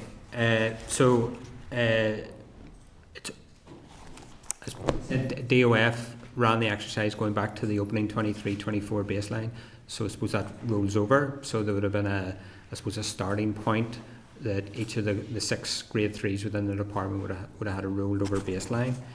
So the Minister's asked us to look at overtime, agency costs and not replacing staff within the rolled over budgets, within the 3 groups in particular, the Food, Farming and Rural Affairs group, the Veterinary Service, Animal Health group and Strategic Planning and Central Services group. And we've done some work on it, and 2.4 million has been generated that helps go towards additional work in NIEA, the Environment Agency, Environment, Marine and Fisheries Group, and Climate Change and Science Innovation Group. And I'll come later in the slide pack just to explain where some of those changes are. So there's 23.2 million available for allocation, and on the next slide that shows how it's been broken down. The table sets out the original bids that went to DOF on the 95.8 million. Then the allocation is 23.2 million against each of those bids. These allocations include specific amounts for inescapable statutory obligations on TB compensation of 3.7 million, of the Office of Environmental Protection 0.8 million, as well as the inescapable contractual pressures on pay of 10 million, and other contractual operational costs, and they're sort of split on a pro rata basis across the top 4 bids. There's also 2.8 million for the EIP, including Lough Neagh, and that's within the second bid, and 2.4 million for climate change within the third bid. The column on the right sets out our June monitoring bids, and these were based on the unmet elements within the opening allocation, and I'll come to discuss the June monitoring bids later on in the presentation. So the next slide then provides a breakdown of the Resourcedale budget in a lot more detail. Starting with income, we've got just under 35 million of income that's due to come in this year. The highest amount in the opening budget is the regulatory income on the NIA side, and also Food Standards Agency income. That's the work that the vets do in the meat inspections. In terms of running costs, our salaries are the largest element, 146 million. This is actually almost 60% of DAERA's net budget is on staff costs. Over the page then, in terms of our NDPBs, we've got AFBI is our largest, and it has staff costs and running costs in there of almost 19 million and just over 9 million, with much smaller amounts in our other 3 ALBs. In terms of our programmes, TB compensation is by far the largest amount. It's now, with the additional allocation of 3.7 million, it's up to 32.3 million. And if we compare back in 2019-20, the TB compensation bill was 19.5 million. So you can see that it's we've had to divert resources in each of the intervening years to increase the TB compensation baseline. And that doesn't cover what the projected amount is this year. And I'll come to that in the June monitoring bids. The next slide then shows the breakdown of the opening budgets by group, and that's where all the acronyms are expanded in full. You can see of the 577 million on Resourcedale, the largest element goes to Food, Farming and Rural Affairs Group, and that's largely all the 329 million for Agriculture, Agri-Environment and the wider rural economy. Strategic Planning and Corporate Services Group is next, and that includes the funding that goes to AFBI, with Veterinary Service Animal Health Group the third largest on resource, and that's largely due to the TB compensation budget. Turning to capital on the next slide, and these are grouped into 7 main areas, starting with green growth and climate change. And the top element there is on agri-food of 14.3 million, and there's 4 elements within this. There's the Farm Business Improvement Scheme of 9 million, there's AFBI Green Growth 1.5 million, Bovine Genomics 1.8 million, and the Soil Nutrient Health Scheme 2 million. Forestry and Nature is the next largest element, with 3.4 million for Forests for a Future and 2.4 million for the Environment Fund. There's also 3.2 million in there for Lough Neagh, of which 1.5 million is for the sustainable utilisation of livestock slurry, or SULS. I understand members had a briefing on that last week, and also 1.7 million for Lough Neagh research and monitoring. In terms of programmes, the largest is on TRIPSY. with allocations for the Rural Micro Capital Grant Scheme, the Rural Business Development Grant Scheme, and the Village Catalyst Programme. Also in programmes is the Household Waste programme with councils, and that's to expand the wheelie box system in Antrim and expand collections in Belfast as well. In terms of our IT, there's a lot of digital transformation going on right across the department and to help make us more efficient. 19.7 million of that covers those range of projects, and there's also 2 million in there for NIFPO. In terms of estates transformation, the largest element there is for the ruminant emissions research facility that is being constructed at AFBI Hillsborough. The next main section is on research and development. And back in 2015-16, Treasury introduced new guidance so that if staff costs and other operating costs met strict Treasury criteria that there were research and development, then those costs could score in capital instead of resource. So AFBI, as you can imagine, undertakes quite a significant amount of research and development work that meets this criteria, so they've got 34 million there of staff and running costs in there, and they also bring income on the back of that research and development. In terms of recurring capital, the largest element is the AFBI research vessel. So the current vessel is over 30 years old and approaching the end of its useful life. So this is to take forward the build of a new one. And then there's some smaller items after that on City and Growth and Complementary Fund. So you'll see that these total more than the 95 million that we've received from the Executive. This is because when the Executive agreed the opening budget, they also agreed an additional 1.6 million for Lough Neagh that wasn't part of the opening budget, but is agreed to be allocated to DERA in the June monitoring round. There's also likely to be some slippage given the nature of capital and opportunities to bid in monitoring rounds each year.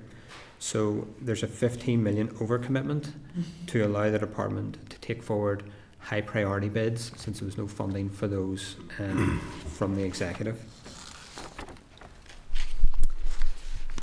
Over the page then, and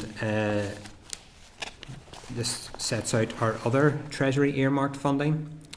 And this isn't in the opening allocation, as DOF only notified us of this on the 22nd of May following confirmation from Treasury, but it is due to be formally allocated to it as part of the June monitoring round.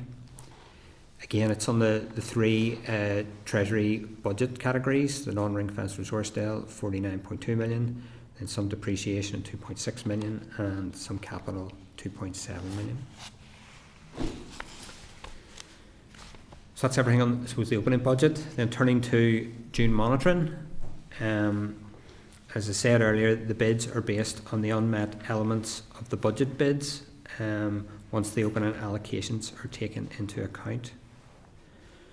The top four bids include an element for unfunded pension costs on staff and post, and also contracted operational costs.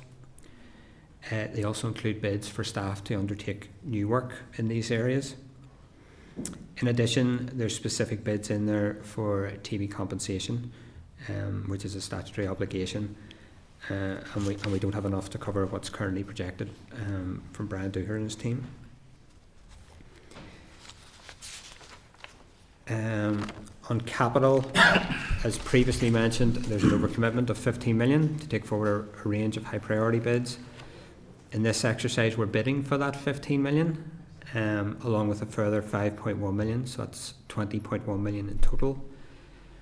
These are set out in the table, and as you can see, I've already mentioned several of these bids in the previous slides.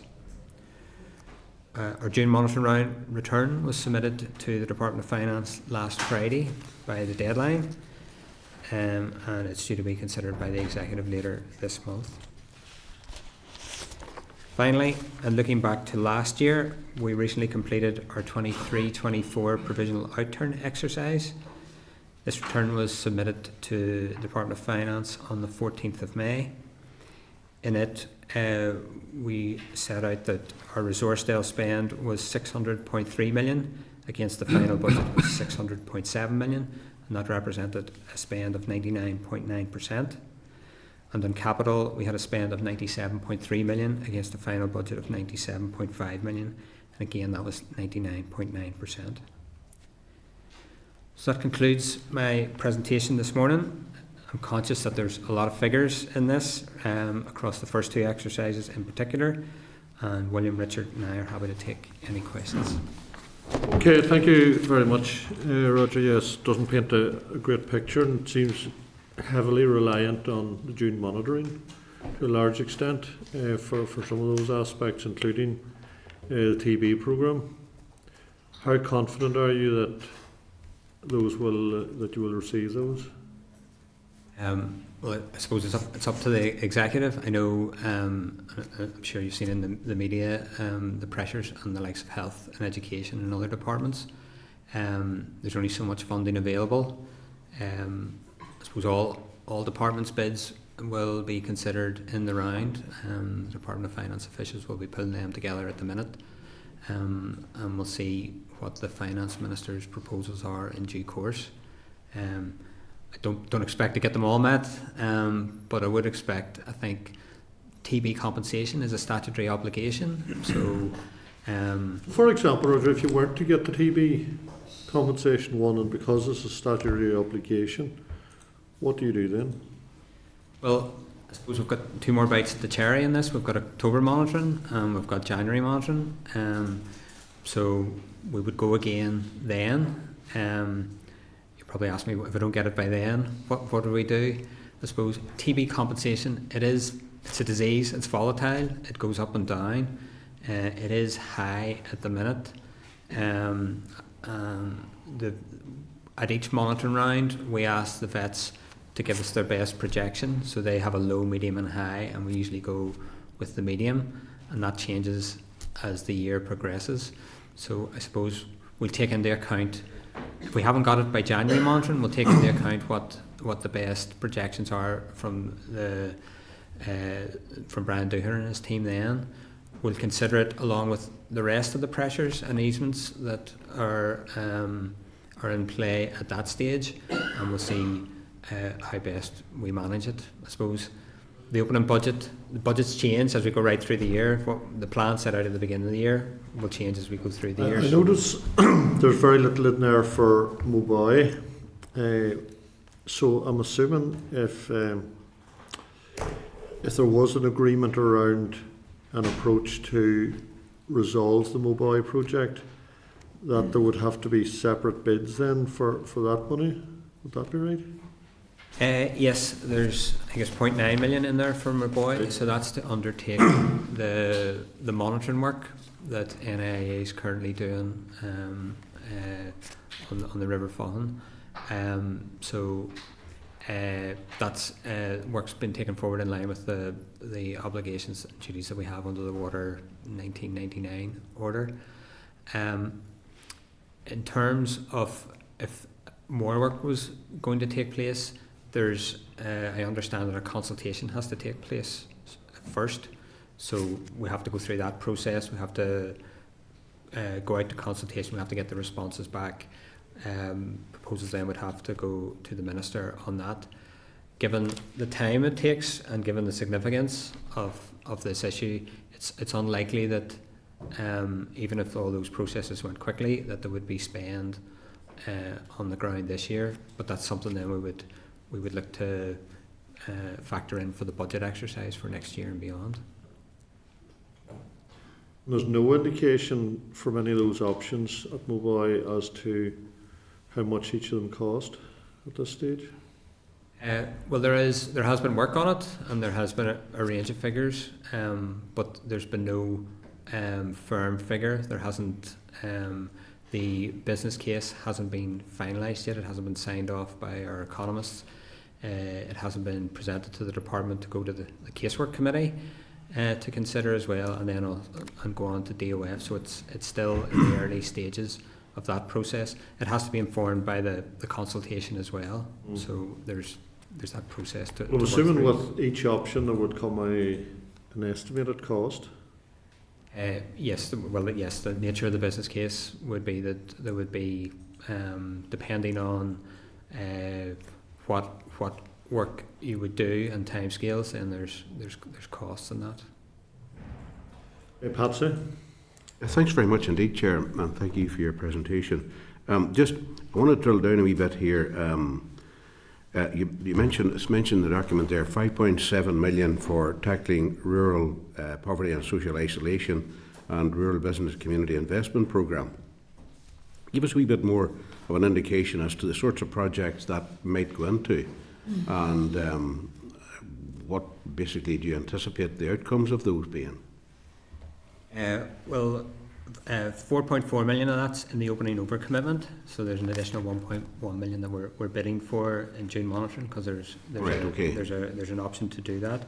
So of the 4.4 million that's been allocated now out to Rural Affairs Division within the department, 2.6 million is for the Rural Micro Capital Grant Scheme. There's 1.6 million for the Rural Business Development Grant Scheme, and there's 0.3 million for the Village Catalyst Programme. How's that dispersed? How's that got to the people that count? It depends on the both schemes are tailored at different levels. Bear with me a moment.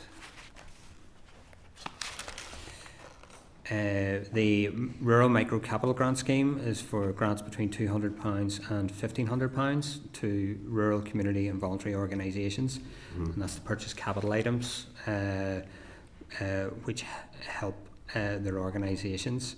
The Rural Business Development Grant Scheme's slightly bigger. It's to fund up to 50% of costs, up to a maximum of 4,999. And the total cost of the projects must be a minimum of 1,000, not exceed 20,000. So that includes things like computer equipment, software, new equipment, machinery, and mobile machinery such as scissor lifts, forklifts, things like that. I would appreciate just maybe a wee bit more detail, if you can send it along to us here and share with it around eligibility for that, how people can apply to it. That would be helpful, please, just Roger. Then back to Lough Neagh. Clearly it's an issue, it's to my own heart. The actual amounts of money that are to be allocated for Lough Neagh, and I realise and recognise a good bit of that's enforcement and monitoring through NIEA, but what else is being spent there and what for? So in NIEA for Lough Neagh, they've, due to the reprioritisation exercise that the Minister has undertaken, there's 2 million additionals going to Lough Neagh, or going to NIA for Lough Neagh this year. 0.3 million of it is to provide funding to key partners in the Lough Neagh catchment to support communications and engagement, and that was discussed earlier with the Minister. 0.1 million is for additional environment fund projects on the Lough Neagh area. That's 100,000? Yes, yeah. That's additional environment fund, so there's and then there's 1.6 million is to fund an additional 28 posts in the agency. So there's a number of areas these posts are going to cover. If you want me to give you a outline of that. So the first one, and the Minister mentioned this earlier, is to create an additional enforcement team, which in the first year would increase visibility and focus on key hotspots in Lough Neagh catchment, increasing inspections under the Nutrients Action Programme and cross-compliance. It would also deliver enhanced water framework directive monitoring. It would support the delivery of the River Basin Management Plan programme of measures to improve water quality across the catchments for Lough Neagh. It would reduce wastewater pollution by enhancing the capacity and capability to engage with data modelling to improve the investment in wastewater treatment. Would also help deliver soil sampling and slurry tank construction investigations to help reduce the risk to water quality, and would also deliver enhanced communications to farmers, landowners and stakeholders in conjunction with CAFRE and the ANGOs. Right, and that's basically it. It's around enforcement and awareness. That's the thrust of the departmental policy, is it? That's in NIA. The EMFG is also getting almost 800,000 for 14 posts in Lough Neagh. Half of that would provide water quality strategic policy development in support of longer term recommendations to tackle blue-green algae within the Lough Neagh action plan, and the other half of that funding would help address some of the vacancy gaps that have arisen in that group since last year, and would allow for sampling, analysis and monitoring. On the capital side, I'd mentioned there was 3.2 million. Yes. 1.5 million of that is for the sustainable utilisation of livestock slurry, and as I said, I understand We had a briefing on that last week, Uh-huh. and there's 1.7 million for further research and monitoring on that side. So there's around roughly just under 3 million on extra on resource, and just over 3 million extra on capital. And can I ask, Chair, with your forbearance, the SBRI, the initiative around that, where does that factor in? Where's the funding for that coming? Has that been drawn down from UK government to support what the department's doing? Yes, that's from the executive. Yes. Yeah. Right. Okay. And how's things progressing with that? The expenditure, the initiative, how's it developing? So I suppose this is phase 2 of the SBRI. Mm-hmm. So phase 1's already been completed. Phase 2 is where they bring it to scale to see how it would work in practice. The business case for it has been presented to the department's casework committee, and it's been cleared to go to the Department of Finance for its consideration. So it's with the Department of Finance at the minute. We're hoping that that'll go through that process and will complete fairly soon, and then it'll be launched after that. Have you any time frame for that at all? As to when that was supposed to depend on another department, but usually you have an idea. Well, I suppose the same people in the Department of Finance are also undertaking the June monitoring round exercise, Okay. and the main estimates exercise, which is coming soon as well. So they know it's a priority. We've asked them to look at it. It's not I don't think there's when we were with other departments, our supply team look after the Department of Health as well as DERA, so it depends on the number of projects coming through from that department as well. But I suppose I don't have a firm date, but we're trying to get it progressed as Well, as I know fast it's as a monitoring round, so it's a bit to the monitoring round, but are you getting good vibes about it? Well, it's not a bid to the monitoring. Oh, We've it's got not- the funding. Oh, right, It's sorry, in the okay, op- right. Sorry, it's in the Right, opening picked that up allocation. wrong. The, Okay. the issue with Department of Finance is just on considering and, if content, clearing the business case. All right, okay, thank you. So- That's all right. Great, well, thanks very much. Thanks, Jack. Thank you, Chair, and thank you for the presentation. On the presentation in relation to the city and growth deal, given opening position of 0.3 and you're bidding for 0.7, so that's around $1 million then if it worked out. What could you just clarify how that be used? How does that be used through DERA? On the city and growth deal, William, do you want to? So on the resource side of it, I suppose the bid is primarily in relation to staff and cost to help deliver the various elements of both the city and growth deal and the funding around that. So 2 seconds. It was, I suppose, as part of when we went into the budget exercise, there was no dedicated resources for Peace Plus or city and growth deals within the department. So Minister agreed to allocate 400,000 on the rural affairs side and 200,000 on the NIA to help take forward that work on both Peace Plus and city and growth deals. But that's only, that wasn't able to fund all that they sought for, so that's why there's an additional bit in there. On the actual the 0.3 million. There's a 0.3 million included in the capital as well. So in terms of city and growth deals, it's in relation to the digital transformation flexible fund, which is for small and micro business grants just to help those businesses invest in digital technology, and that's a scheme run by the Department for Economy, and that will be transferred to them at a future monitoring round to bring that work forward as well. And thank you for that. And you see the on the stratum you've down there, 2.2 million opening bid. Is this to roll the superfast broadband out to houses or premises that aren't currently in it, or what? How will that be used? Yes, that's DFE is the lead on that. So since this project started a number of years ago, the DERA's always bid for some funding because it's in rural areas, and then allocated it to, or transferred it to DFE in year. So back in 21-22 we bid for 7.5 million, we secured it and we transferred it to DFE. In 22-23, similar process for 10.3 million. There was nothing last year, but there's 2.1 million, and that's in our baseline, that's part of the opening baseline, and we're transferring it over to DFE this year. The last few points, just a clarification point. Question Patsy asked you there, just going back to the trips again. So your opening budget is 4.4 million, you're bidding for 5.7 million, right? So you, like, in the ideal world, you'll have a Tripsy pot of over 10 million. What would you envisage using that additional 5.7 million for? No, the 4.4 million is within the 5.7 million. So it's part of the overcommitment. So we didn't, because this wasn't a contractual commitment, it wasn't funded by the executive. So ministers agreed to have an overcommitment to allow certain high priority projects still to be taken forward, and that's on the understanding there's likely to be slippage in capital, and also that there's an opportunity to bid in year.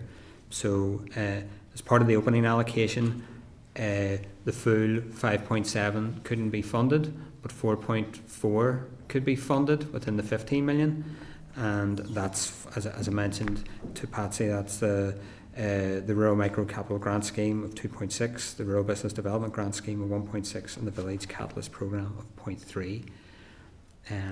But because it's due monitoring and we're able to bid, we're bidding for that full amount and also a little bit extra. Thank you, Roger. Thank you. Right. John Blair. Thanks, Chair. Two or three things. The first one, if you don't mind me taking some clarification, probably for another business area. The Project Stratum stuff being done by DERA, I take it there's a business area handling the detail of that, rural affairs or one or the other. It wouldn't all be done by finance, I imagine. It's very limited. DFE's the lead in it, so we essentially, I suppose, rural affairs would liaise with DFE just on the amounts. They bid for the money through us, we get it and we transfer it, but DFE's the main.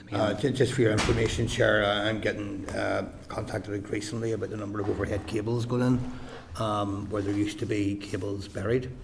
And the visual impact on the overall sort of negative impact on rural areas because of that. But I'll take that up with another business area. But it might be something we'll look at a later stage, because it seems to be a change in delivery, which isn't for the better, but not except financial. Want a clarification on that for that reason only. The next one is it's purely financial. Now, this is based on my own crude mental arithmetic, so I'll apologise in advance for that. I'm noticing that the business areas around the environment, marine and fisheries, and the NIEA obviously as well, account for somewhere around 12% of the overall budget allocation in the slide that's titled Breakdown of DERA by opening budget by group. Is that proportion always the case, or has that decreased or increased over the years in terms of a proportionate share dedicated to environment and environmental protection? Well, I suppose, first of all, it's the food, farm and rural affairs elements skewed because all the Treasury earmarked funding, the 329 million for agriculture, agri-environment and wider rural economy is in there, so that skews that. AFBI, a big NDPB, I suppose skews the strategic planning and corporate services, because there's significant funding for just AFBI staff costs in there. And then the veterinary service animal health group, they TB compensation is a large element in there. So if you start stripping some of those out, you'll find they're more comparable. I know Climate Change and Science Innovation Group. That group was only created last October, and it came by stripping out some elements from Environment, Marine and Fisheries Group, and bringing some other areas together from other parts of the department. So I suppose this structure has only been in place from October last year, and it's and I suppose it evolves. Ministers agreed to take some funding from the top three and allocate it to the lower three in that table to help take forward priority work in those areas. It's something I'm happy to do more work on, Chair, but probably worth pointing out, given the last answer, that they find the Climate Change and Science Innovation one is a fraction of the others, actually. So on the table that I'm referring to in terms of percentages, that Climate Change and Science Innovation Group is going to make a very minimal difference to that rough 12% that I quoted there. The second question is estates. I know that there's some movements within the department. NIA, for example, I believe will be moving. Are there costs incurred by that? And in addition to that, on the subject of estates, when was there last an overall estate strategy with a view to examining that every business premises being used by DAERA was fully occupied and utilised? So I suppose, first of all, there's 1,350 staff that used to be in Dundonald House and Klondike House. Mm-hmm. Both those buildings were decanted over this past year, and most of those staff now have moved to Clare House, with some of the NIA staff that were in Klondike moving to the Lisburn site. So that's reduced our floor area by 46%. So that's a significant reduction just in the last year on staff or housing staff in those areas. In terms of Jubilee House, we've also reduced the floor area for DAERA to the ground floor and the first floor. So the second floor now has been rented out to Department for Communities to take forward work for DWP. So that's been reduced as well, and we're getting some income in from it to help manage our rising costs across the estate. In terms, there's an NIFPO strategic review underway at the minute, looking at the I suppose property portfolio across NIFPO. I think that's due to report later this summer, and that will set out a way forward in rationalising the estate there as well. So there's a number of things have been undertaken, and a number of things that are underway at the minute. I'm thinking also fisheries and forestry, for example, have a number of offices and outstations, some inherited by former NDPPs as well. Have they been assessed in recent times, especially in the context of increased working from home, where there may not be full utilisation of some of the space currently DAERA branded, if you like, and some of them are fairly substantial premises as well? I know Estates Transformation Division are looking at all properties across the estate to see, just as part of a wider review, we've got 860 buildings across 240 sites. That's just the nature of the department. It's quite broad, right across the country. So they're doing that on a rolling basis, and making sure it's compliant from a health and safety perspective as well. So I'm not sure where the status of that work. I wouldn't have that to hand. No, that's okay. That's fine. At a further stage, Chair, might be enough. Yeah. Thank you. Thanks, Richard. Anya? Yeah, Sorry, Chair, Anya. just a quick one for me. And I know Declan had mentioned the city deals the last time. In paragraph 29, it's just outlining the £0.7 million bid. It's going to be used for dedicated resources to take forward Peace Plus and the City and Growth deals. I'm just trying to square up exactly where the city growth deals fit into DAERA. So there's 14.2 million that Dare is responsible for helping take forward in relation to city and growth deals. I'm not sure the split between the three of them, William. Bushmills is about 6.7 million, Cushendall 1.5 and Dungiven 6 million of the 14.2 fund available. So it'll be funding towards actually supporting the councils deliver on that. And that would be through, I'm assuming, employing staff through the council to work with those specific projects? Well, that bid's actually for Dare staff, so we've been charged with taking forward those three elements of the city and growth deals. But it's arms and legs of existing staff and posts, so we need dedicated staff to help to ensure that these projects are taken forward in a timely and compliant manner, and that's to help to make sure that happens. Similarly, on Peace Plus, we're responsible for taking forward 165 million euros of Peace Plus across 5 investment areas, but we have no dedicated staff, and we can't. There's no separate pot that we can bid into, so we have to bid to the executive for it, and we were able to identify some money there, so there is some dedicated staff to take it forward now, but it's not enough, so that's why we're bidding for more. And just on that, Roger, the 0.7 or not 0.7 million pound bid, how is that divvied up between Peace Plus for resource wise between Peace Plus and the city and growth deals? I'm assuming it's going to be top heavy towards Peace Plus. Yes, that's my presumption as well. I don't know, do we have that split? I don't have the exact, but from the bids from business areas, it is heavier towards Peace Plus, yes. Okay, thank you. Thank you, Chair. Right. What else? Okay, thank you very much for that, and obviously it's a challenging financial time ahead. So I'm sure we'll be hearing from you in the not too distant future again, or a number of queries. But thank you for now. Appreciate it. Thank you. Okay, members, we'll have a short comfort break before agenda item 7, which is the briefing from the Northern Ireland Fish Producers Organisation and the potential solution to tackle lake pollution. Just to let you know, there will be someone linking in by Zoom from America and that as well. So back here in 2 minutes. Thank you.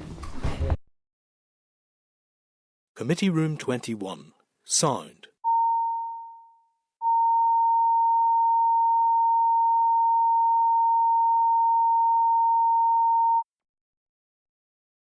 Committee Room 21. Sound.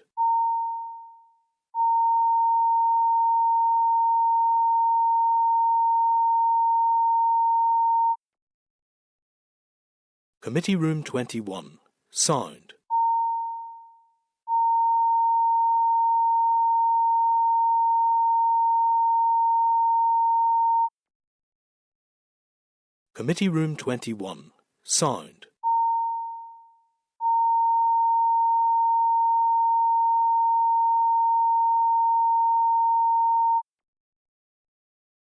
Committee Room 21. Sound.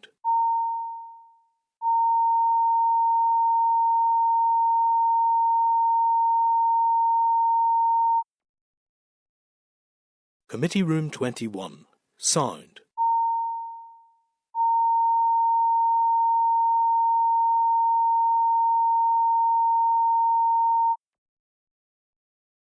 Committee Room 21. Sound.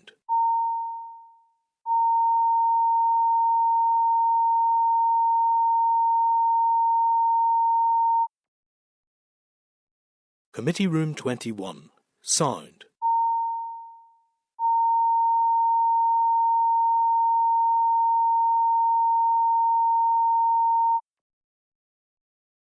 Committee Room 21. Sound.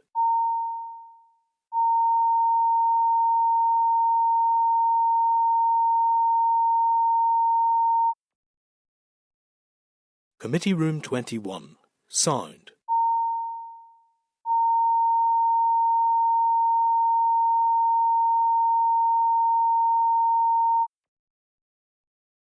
Committee Room 21. Sound.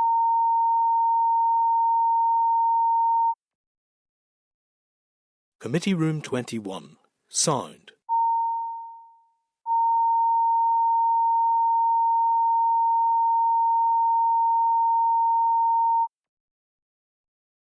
Committee Room 21. Sound.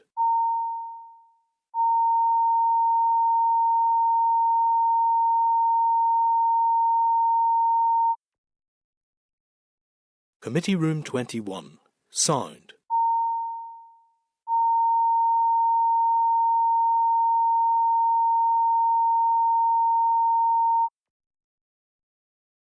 Committee Room 21. Sound.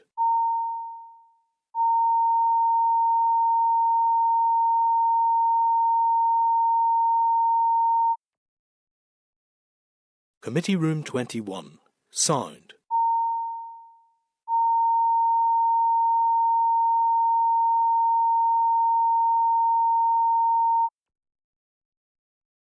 Committee Room 21. Sound.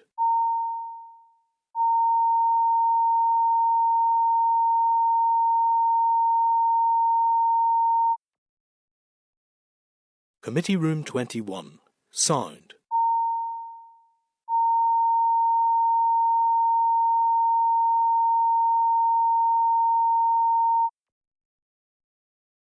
Committee Room 21. Sound.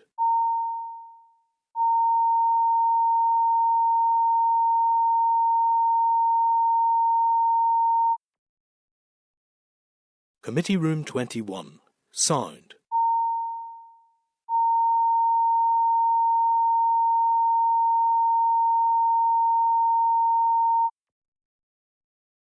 Committee Room 21.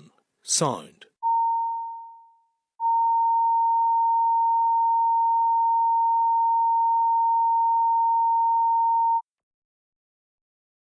Committee Room 21.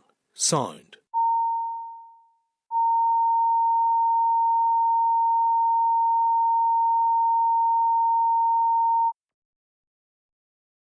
Committee Room 21. Sound.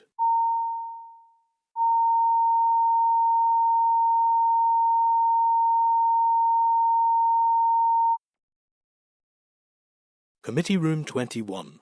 Sound.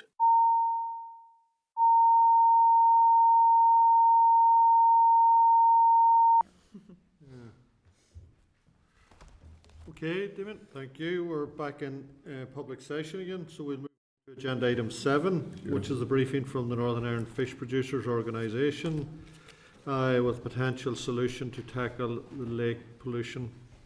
Refer you to pages 12 to 29 in your table of papers for the briefing from the Fish Producers Organisation.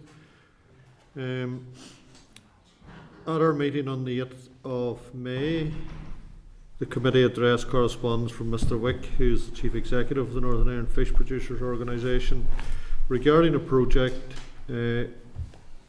of prawn shell waste produced across the UK and Ireland, and how this could be a possible solution to the blue-green algae in Lough Neagh and elsewhere using a substance. On Thursday the 27th of June we will be visiting Kilkeel Harbour, when we will receive a joint briefing from the fish producers organisations on more general marine and fishing industry matters.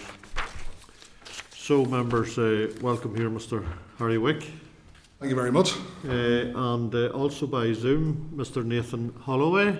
Nathan, can you hear us? No? Nathan, can you hear us? Yep, I can hear you guys fine. Oh, that's good. Hear me okay? Thank you very much. Nathan is Principal Investigator from Tidal Vision, and you're joining us from the west coast of the United States. Yep. And just to make our members aware, apparently it's the middle of the night over there, and it's the middle of the day here. So you're very welcome, and thank you for joining us. So it's over to Harry and Nathan to present to us. Thank you very much, Chair. So what I'd planned is I'll make a brief opening statement. Nathan will then present on our proposal, our plan. We'll then field any questions, and then I'll make a brief closing statement on the end, if that works for the committee.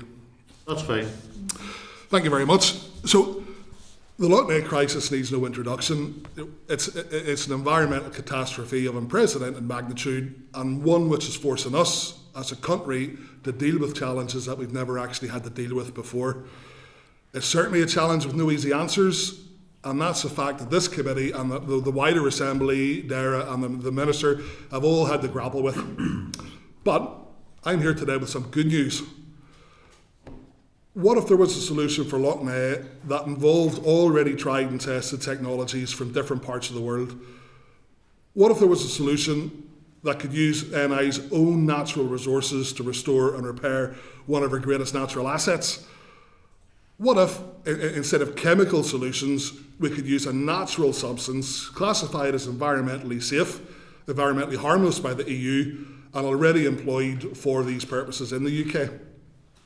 What if there was a solution that could use a circular economy in a way to support Lough Neagh and another one of Northern Ireland's homegrown industries? Committee, this collaborative proposal between the Northern Irish fishing industry and our American partners Tidal Vision has all of those things.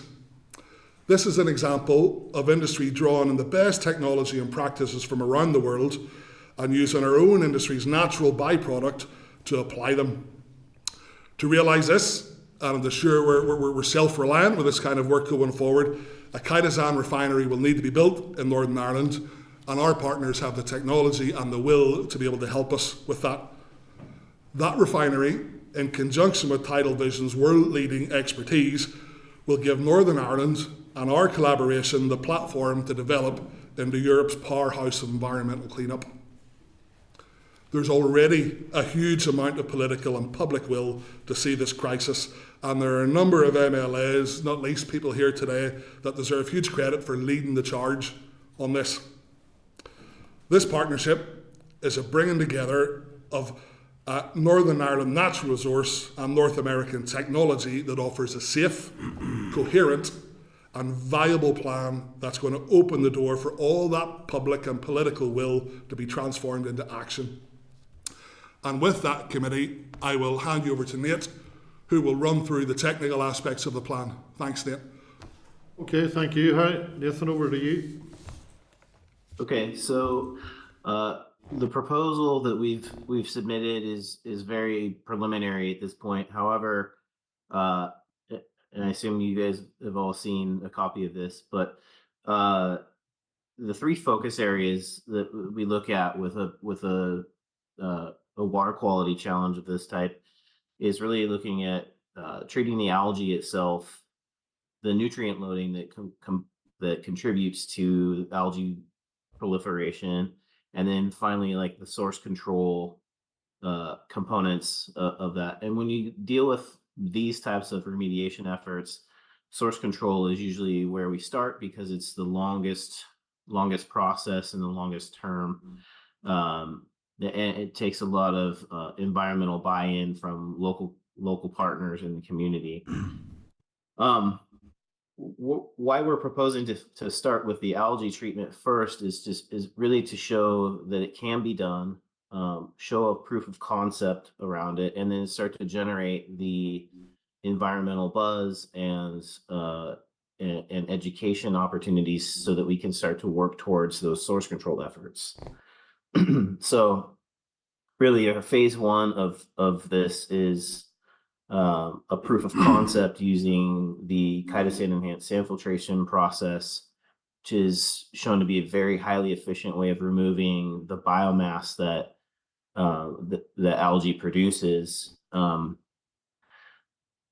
It also allows us to, typical treatment in a large body of water like this with surface treatment will kill the algae and let it sink to the bottom, but it creates a feedback loop that allows for a lot of decomposition of that organic material and then recycled or basically adding to an anoxic environment, which makes the situation worse.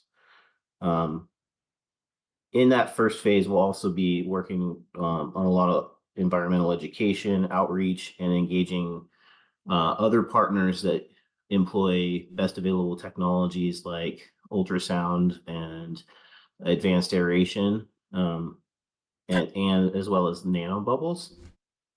And then also starting to work with local stakeholder groups and looking at some of these source control efforts, which are fairly minimal in terms of the amount, the effort to employ them, but highly effective in the long run at reducing the nutrient loading that's ultimately contributing to this problem.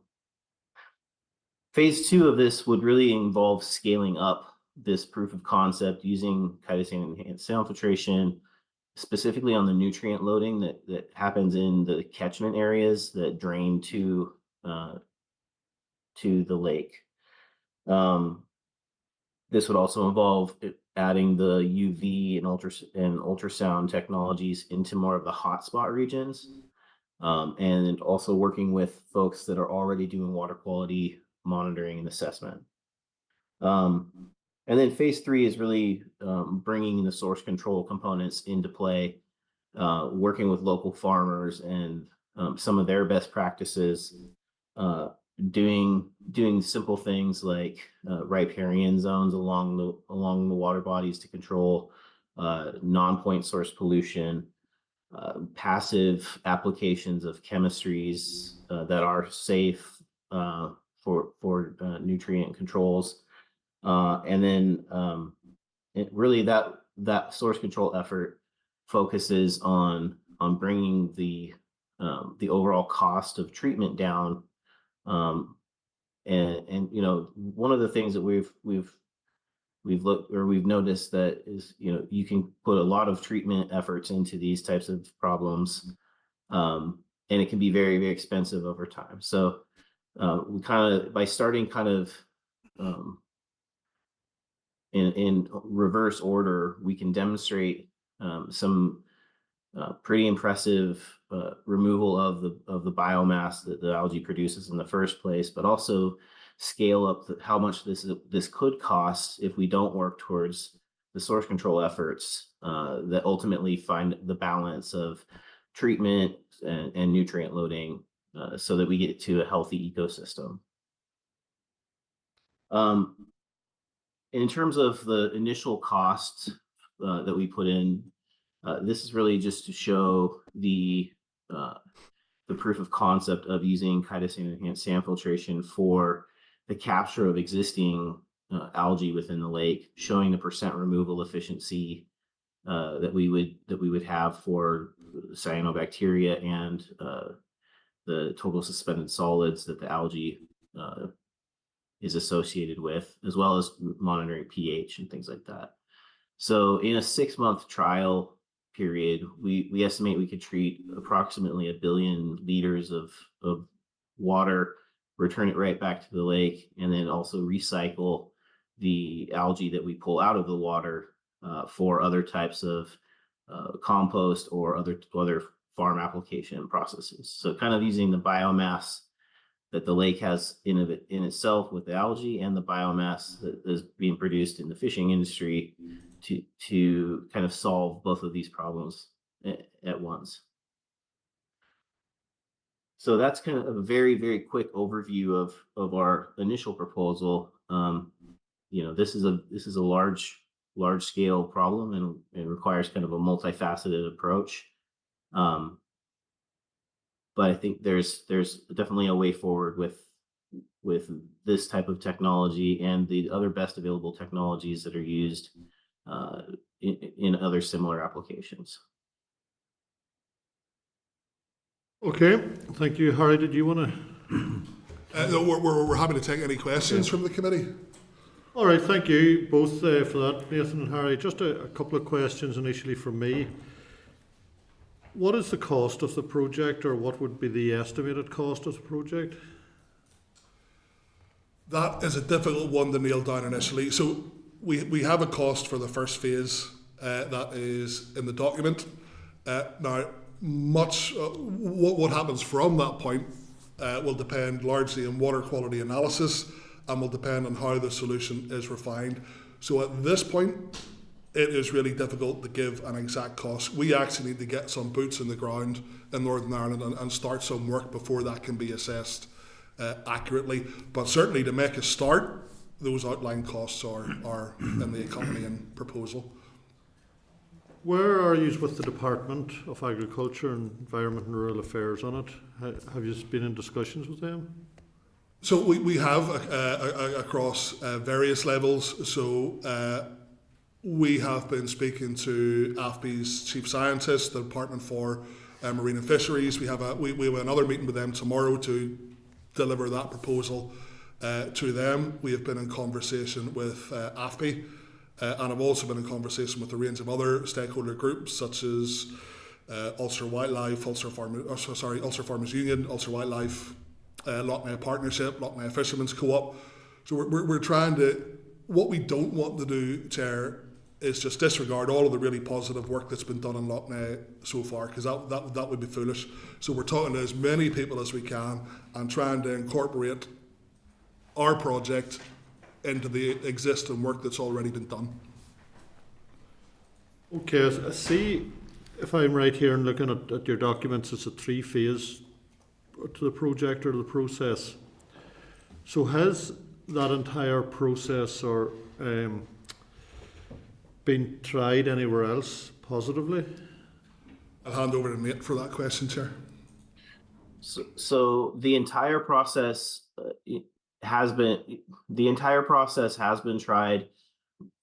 In the more traditional approach for these is really to start with the source control efforts.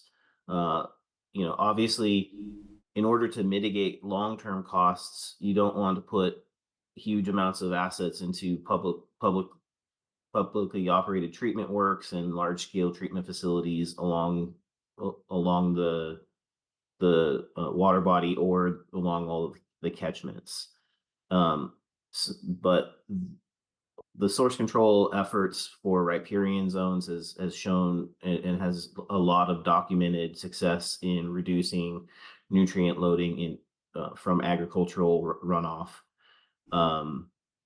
The best available technologies for ultrasound and ultraviolet and advanced aeration and now nanobubbles has been proven to be very successful. And then, and chitosan enhanced sand filtration has also been proven to pull out high volumes of existing algae at high rates. What's putting all of this together in that same recipe is a little bit novel.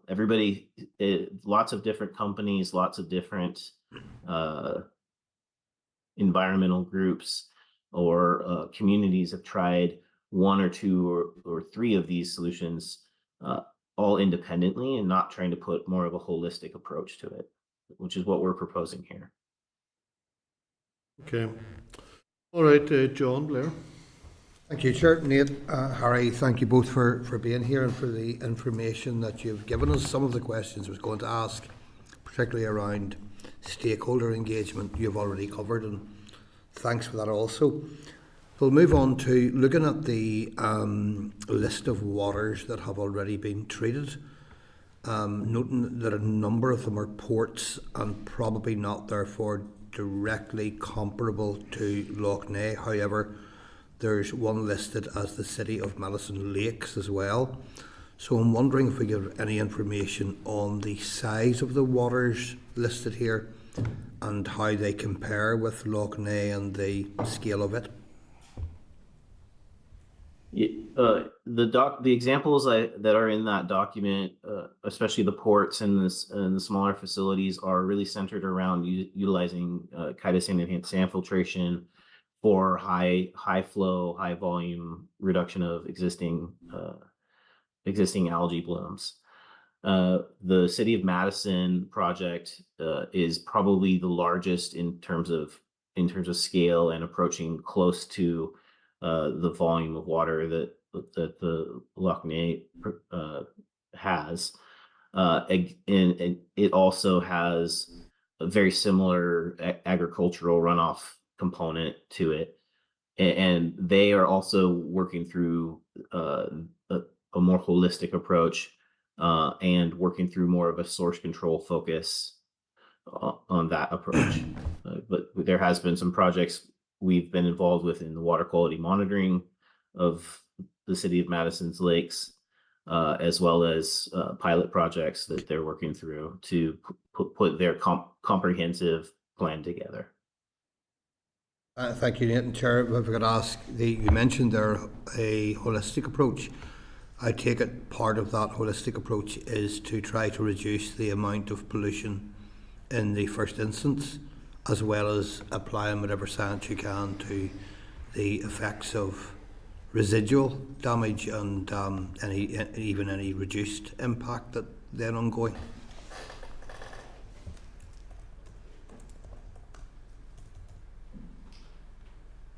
Is that for me, Harry? You get that, Nathan? So if I think I understand. Yeah, so this, if I understand, maybe I repeat the question a little bit. If I understand it, if we by focusing again on the source control components, where the nutrient loading is actually coming from. Again, this is where we would love to be engaged with groups that are already doing the water quality monitoring, understand where the hot spots of some of this nutrient pollution is coming from. And yes, I think working with the farming community on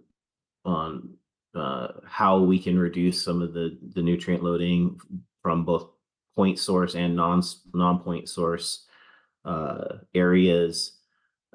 There is definitely some of the chitosan-based agricultural products that we offer that are also safe and very effective at locking these nutrients up within the soil, so they're not leaching into rainwater, stormwater, drainage into the river system, and then aggregating.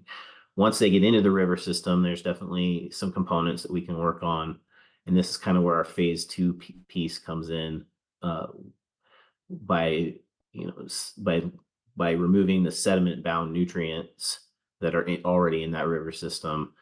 That should help reduce the amount of food that is essentially being provided to the algae that's blooming in the lake. Thank you. But yes, the key always comes down to source control. Thank you. Hey, Patsy.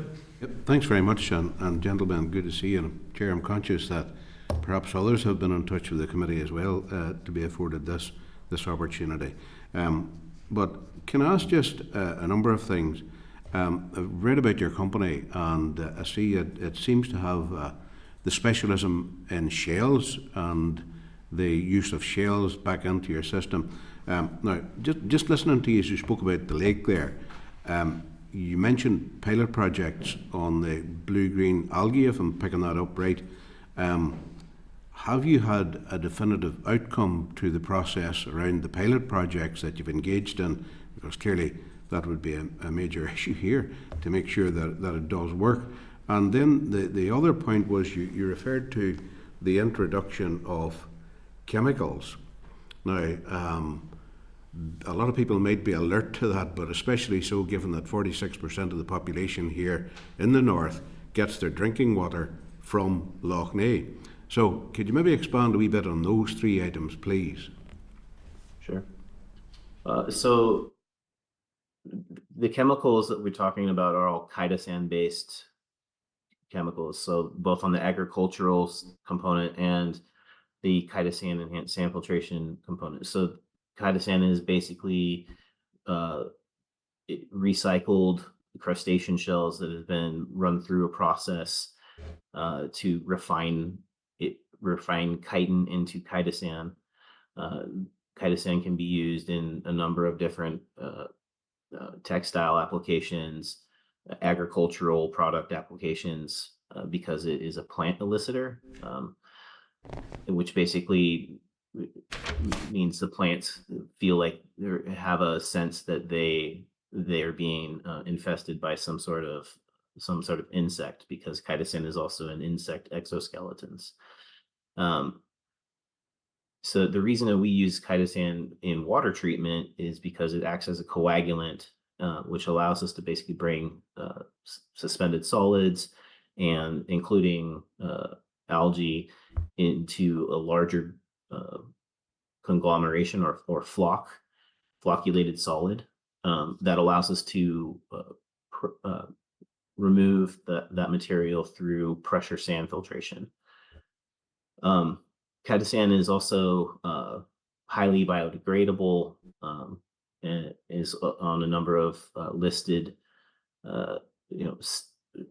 drinking water safe applications throughout North America and the UK and Europe.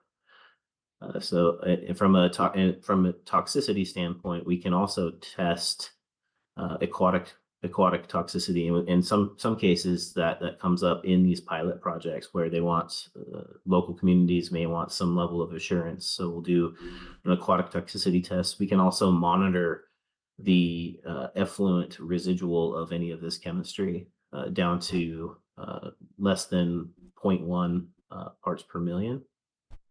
So, and one of the main reasons that we've used it here on the West Coast of the United States is that a lot of the environmental regulatory committees have very high restrictions on chemical use in any form, especially for water treatment being discharged back to surface waters or drinking water sources. So this is one of the chemistries that's been approved and used for about 20 to 25 years now. If I can jump in a little bit on the back of that, chitosan is classified as a basic substance by the EU. That means it has no observable negative effect on fish or wildlife. It completely biodegrades within 3 weeks, and it's already used for water treatment in the UK and as a natural fertilizer alternative. So from the regulatory side of it, it is completely safe. And then my question around what stage you are as regards to whether your project and the algal bloom is at pilot stage or advanced stage to, in effect, show that it works.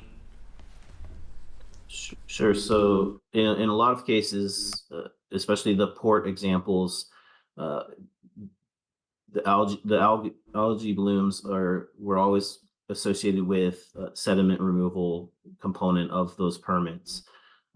So, seasonally we would have increases in total suspended solids, and we would be removing that through the chitosan enhanced sand filtration process.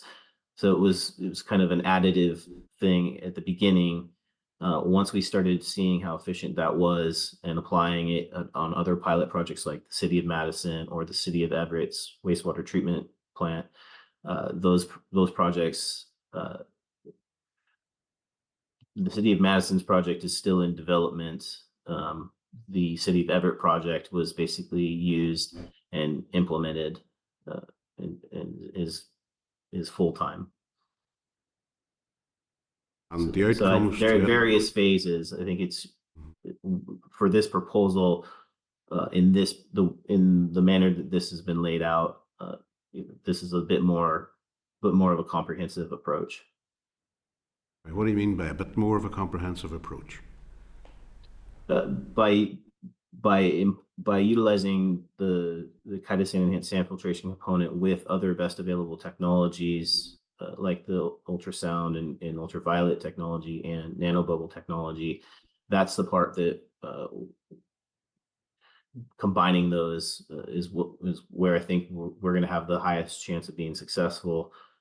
It's just not something that's been really combined before. Right. Okay, thanks very much, Chair. Okay. Thank you. Declan?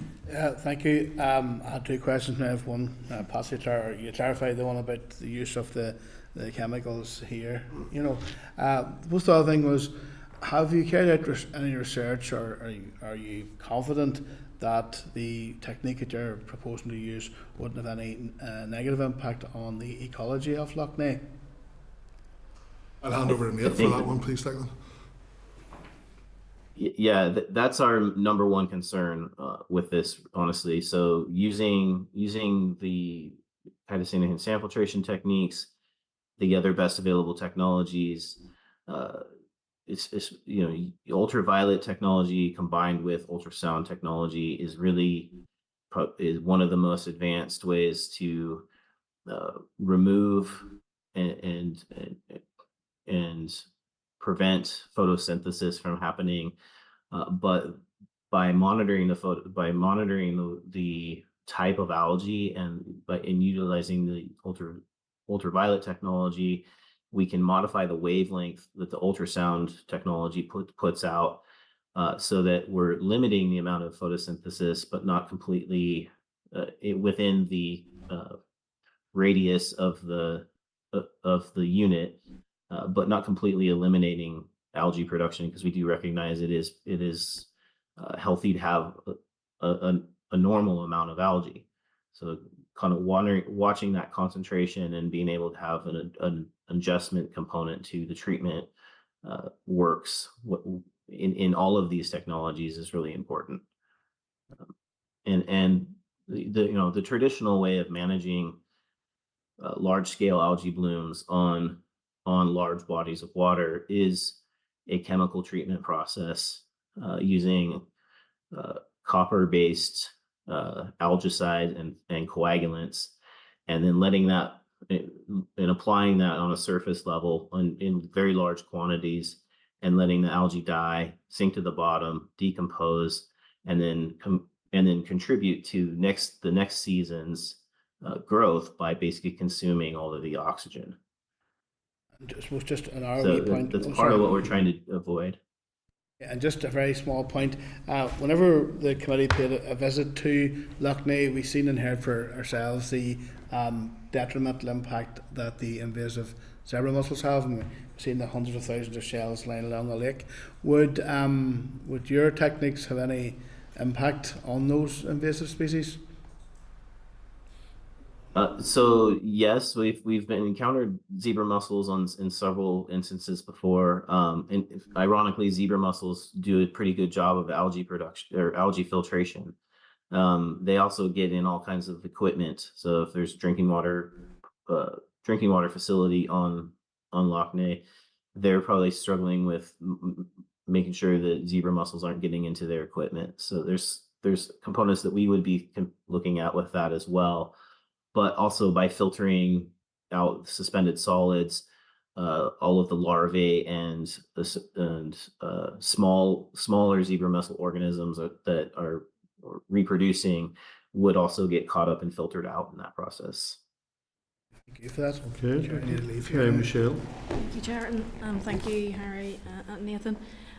Other members have questioned about some of the concerns specifically around Lough Neagh. I suppose I'm curious in relation to what this will mean for the fishing industry, and obviously this has come about because you've been looking at diversification and the whole issue around the circular economy. So maybe could you talk a little bit about that, and also about whether there would be sufficient byproduct for a project such as this, which would be sort of a longer term project, because this isn't going to be a solution which is completed in one season, and I suppose sort of the long-term sustainability of what you're proposing then for I suppose a processing system in Northern Ireland. So around a year ago, we started looking at how we could get more value out of our catch in Northern Ireland, and valorisation of waste shell was the leading candidate. So we embarked on a project with, and this is before we'd ever met Tidal Vision, we embarked on a project with Queen's University, a part Dara funded project jointly funded with NIFPO. We embarked on that project to try and learn the process of how to use green chemistry methods, scalable green chemistry methods, to isolate chitosan from our own prawn shell. Now we got there, we have it, but if we were to wait for the usual rounds of funding, the usual rounds of investment, if we were to wait, we are years away from being able to do this on our own. It's definitely where we need to go. We need that circular economy. We need that valorisation of waste products. But Without Tidal Vision's help, we're years away from it, and that's just the unfortunate fact. With Tidal Vision's help, we can start doing this right away. We can take their plans for their chitin refinery. We can take their technology expertise, bring it to Northern Ireland, and actually accelerate that. What was planned to be a shot in the arm for the fishing industry, we can accelerate that by years with this collaborative project. So that's why the Northern Ireland fishing industry is interested in this, because it allows us to valorise our waste at a far better way, or far faster route than we were going to be able to do if we had to do that from our own resource in the fishing industry. The question as to whether we have enough. One production line, so looking at the raw material, so not just the NIFPO shell in Northern Ireland, but the NIFPO shell that comes from other parts. So the NIFPO shell that collects on the east coast of England, and then we could look at crab shell as well from the island of Ireland, because it's all crustaceans. It can all be used. We have enough of that raw material for 1.5 production lines with the Tidal Vision process. One production line will treat 1.2 quadrillion litres of water. A quadrillion, I had to Google this because I had no idea what it was, but a quadrillion's a 1 and 15 zeros after it. Yep. To put that into perspective, the whole of Lough Neagh is 800 billion litres, so that's 809 zeros. So we are many times the raw material we need to treat Lough Neagh. And that's where my vision for what we can do with this comes in. But this project does indeed begin and end with Lough Neagh. There are other challenges for water systems in Northern Ireland. There are challenges all over the UK and Europe with water systems. And by bringing this technology here, by having the raw material here, and having this facility and this experience of basically being able to hold Lough Neagh up as a model and saying, we have successfully fixed this problem in the biggest inland lake in the UK and Ireland. So if we can hold that up, we can treat it anywhere. And this then becomes an industry for Northern Ireland, a Northern Irish resource. The technology with our American partners being used in Northern Ireland, we can then roll this out in other parts, and this can be something that Northern Ireland is then known for around Europe, is being able to do this kind of work and using our own natural resources to do it. Okay, and without the Lough Neagh project? Well, without the Lough Neagh project, we don't have that case study that we can hold up to other potential clients in Europe. We don't have the investment we need to get us to that valorisation of our own waste shell. We don't have this as one of the pillars that the future of the commercial industries, fishing industry, is going to be built on. So this project's important to us, and that's why we're really committed to making it work. Because for me, it's one of the key components of the future of the commercial fishing industry in Northern Ireland. Okay, and just to go back a couple of steps, then you have been working with DORA and NIFPO with regards to the research. So the research we did with NIFPO was with Queen's University, and we are looking at how we can. We are independently looking at how we can bring that forward. But this project, this just accelerates things by years. We are talking to NIFPO about it, so they're not attached to this proposal, but we have about 50 scientific citations that we can put, that we plan to attach to this for next week, and then that'll give DERA scientists, that'll give NIFPO scientists, and any other scientists that has an interest, something they can really get their teeth into. So the body of scientific evidence that proves this all works, in theory, will be added to this next week. And we also intend to expand on the case studies that demonstrate that this works in practice. Thank you. Okay, members, thank you for that. Thanks to Nathan and Harry. If I could, Chair, please just make a quick statement. Yeah. It's strong language, but it is indisputable that Lough Neagh is dying. We're aware of Dara's plan to go to SBRI. We're aware there are other proposals on the table, but to be perfectly frank, we are really worried about how long that might take. And that's not to be in the least bit critical of any action Dara's taken or any action ministers have taken in the past, but we didn't have this plan on the table then. We do now, and things have changed. With a green light from Dara, we can get to work in saving the loch in less than 6 weeks. I appreciate it's not in this committee's gift, but if we had the green light today, we could be actively working on the loch by the end of the July fortnight. When the blooms come, and they're already coming, the public will say, here we are in year 2, and they're going to want to hold someone to account, and they're going to look to the Assembly and others, and they'll ask the question, what's being done? Now, the answer to that, you guys can have a really positive impact on the answer to that, because when we go out of this room, what you do can determine the answers that we might be able to give. We can point to SBRIs, we can point to assessment panels, we can point to things that might take a very, very long time, or we can point to Nate and his team actually on the loch, actually putting these pieces of infrastructure in place that are going to make an actual difference. And to that end, our ask is pretty simple. Please take whatever steps that are in your power to help get us the green light for the loch. We're asking you to commend this project to Dara, commend it to your parties, and commend it to the Minister. And with that, thank you very much for your time, committee. Okay, Harry and Nathan, very much appreciated. Obviously, as you'll all appreciate, and we do, it's a massive issue, the difficulties in Lough Neagh, as in other lochs as well. So we thank you for the work that you're doing on it. Clearly we will see what next steps we as a committee take, but we do appreciate your input at this time. Thank you very much. Okay, thank you, Nathan. Enjoy your sleep. Thank you. Thanks. Thank you. Okay, all right, thanks. Excuse me. Okay, members, just to make you aware as well, at table papers 30, the Agriculture Representative Group have submitted a letter as well. They represent around 25 businesses producing about 4,000 tonnes of seafood, worth over 12 million in 2021.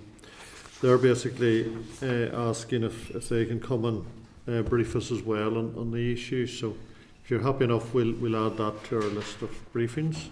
That's okay. All right, members, do you want to take any other action in relation to the briefing we've just heard? Personally, I think it would be useful if we were to write to the department and ask where they are with it. It'd be useful in getting an update from the department. I don't think just based on a briefing from about a project that we know little or nothing about, endorsing any given project, well, it would go contrary to proper procurement aside from anything else, but it's good to hear from people. It's good to hear that there's thinking going on, but there's a process to be gone through. Yeah. And at the department, in terms of procurement, in terms of assessing any project that comes before us. Yeah. John? Jerry, I think if we frame the correspondence around consideration and engagement rather than any predictions or assumptions, then we're okay with that. Yeah. Basically, we'll just ask them what stage they're at with it, and what they're doing about it. Is that reasonable? Mm-hmm. Okay.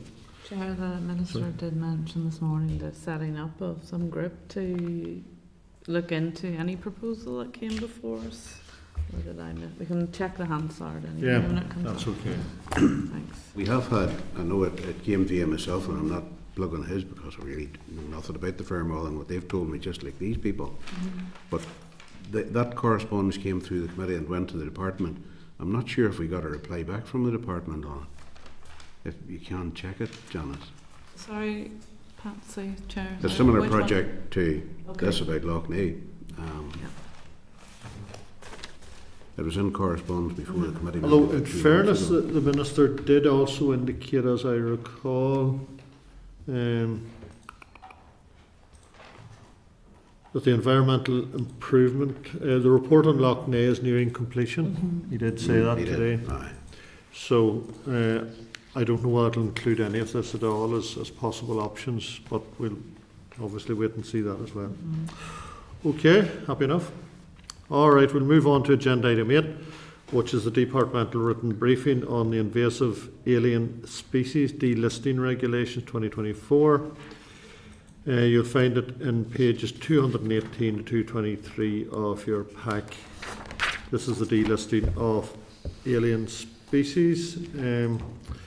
DEFRA now intend to make the invasive alien species delisting regulations, and the committee has been asked to note the outcome of the first review of the list of species of special concern. The proposal will have negligible effect on Northern Ireland, but DEFRA requests the Minister's consent is required for any regulations that they make in accordance with Article 32A of the Invasive Alien Species Regulation. Minister Muir has advised that he is content to agree to the making of the regulations. Members, any queries, or are you happy to note? I suppose at this point we're just noting it, but I note that it says that obviously they're delaying this because of the election, so is it likely then to come back to us again post-election? I'm not sure whether it'll come back in this form, Michelle. Now we can ask that, but I wouldn't have thought it would, because clearly it's just unless they change it. Because that list is in the legislation that they sent. I appreciate that. If any can understand any of those species, please let me know what they are, would you? Because it was only because it is, there was sort of a caveat attached to that, and the fact that it was obviously being held because of the election. Sure, we'll ask the question, but I wouldn't say unless they change it, why they. Chair, just the letter says notwithstanding new laying dates, so that sounds like they are envisaging new laying dates. DEFRA officials advise that the consent process should continue as requested, so I presume that's the Minister's consent they're referring to there. Probably so they'll if he gives his consent now, they will hold that and ask his consent. Unless anything changed in it, I assume, Okay. Thank you. Agenda item 9, which is correspondence. Refer you to the correspondence memo in the packet, page 224, and the correspondence is at pages 224 to 358. Refer you to a couple. There is PowerPoint information on the Windsor framework, an overview of the controls on the application of EU legislation in Northern Ireland. That's pages 225 to 234. It obviously talks about the Stormont break and all as well, but I think we've heard most of that before, to be fair, what's in it. All happy to note? Okay, correspondence on pages 235 to 351 of your pack.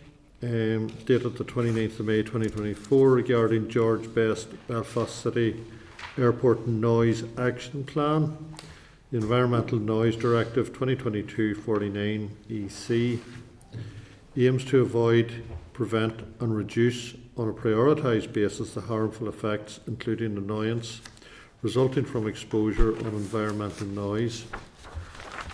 It requires the protection of designated quiet areas within those areas of Northern Ireland. This is defined as Greater Belfast. In its action plan, the airport has committed to a number of actions. Minister Muir approved round 3 of the George Best Belfast City Airport Noise Action Plan on the 16th of April 2024, and this has been published on the Department's website. A copy is at Annex A. Any comments, members? Nope. No? Okay. Refer you to correspondence from an individual in the packet, pages 352 to 358, regarding an animal welfare issue highlighted in the Veterinary Trade paper, Veterinary Times, 28th of May. Correspondence was sent to Mr John Blair, MLA, and notes likely breaches of the relevant code of husbandry practices. John, do you want to make any comment? Well, the history and the timeline of the thing is laid out there. What I had hoped to achieve was that the department could, if contacted, lay clear their, or make clear their planned actions in the case of such neglect, if the neglect took place. It's a matter of concern to me. Like from an animal welfare point of view, it's frankly, if we take it as it's presented, a horror story in the open air and in a place which is publicly accessible by, I'm guessing, some kind of right of way. And therefore, I would have expected that the department would want to avoid repetition of such circumstances in the future. Okay, obviously it's one of those as well that's, there's a fine line between what's a constituent issue and what's obviously for this committee, if it's a serious animal welfare issue. Sorry, Chair, to clarify, it's not a constituent of mine there in terms of my constituency. I was contacted because of perhaps the Animal Welfare All Party Group here or my membership of this committee, or both. They're not an actual constituent. Okay. Members, any views on how to take it forward? My suggestion is we again write to the department asking if they're aware of it, number one, and secondly, if they are, has there been any investigation and what the outcome of it has been? Is all happy with that? Yeah. Okay, thank you.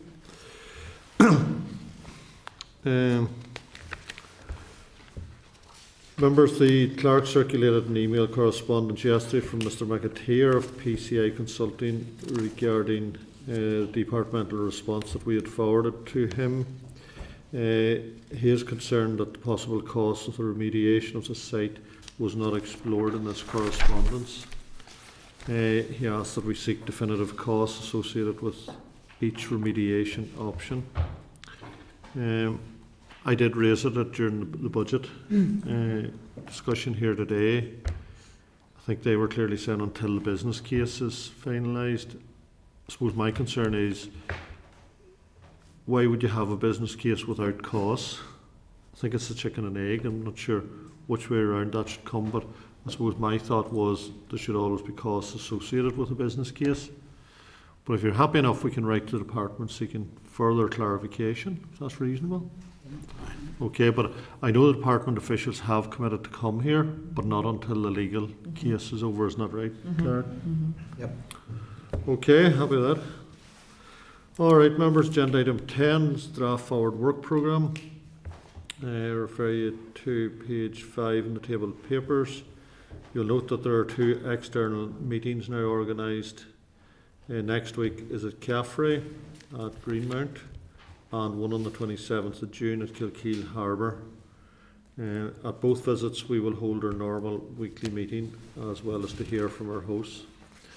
For next week's meeting at Caffrey, if you park in the main car park located via the entrance of Gracie Road, members will then walk over to the Manor House.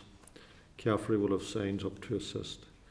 We'll have our usual meeting starting at 10 a.m, so I'd ask you to maybe gather from 9:30, and officials from Caffrey will brief us at around 11:30, and once the meeting adjourns we will have a tour of the dairy farm centre and the wall garden. Can you confirm, just members, maybe to the clerk or to the staff, who will be attending that, because we do need to make sure that we have quorum as well. Okay. All right. You'll see that we're receiving written briefings on a few items before recess that will be followed up in more detailed oral briefings in the autumn, such as the consultation on the draft climate change plan, Windsor Framework implementation regulations, update on the Secretary of State's direction, and the control and status of the common frameworks.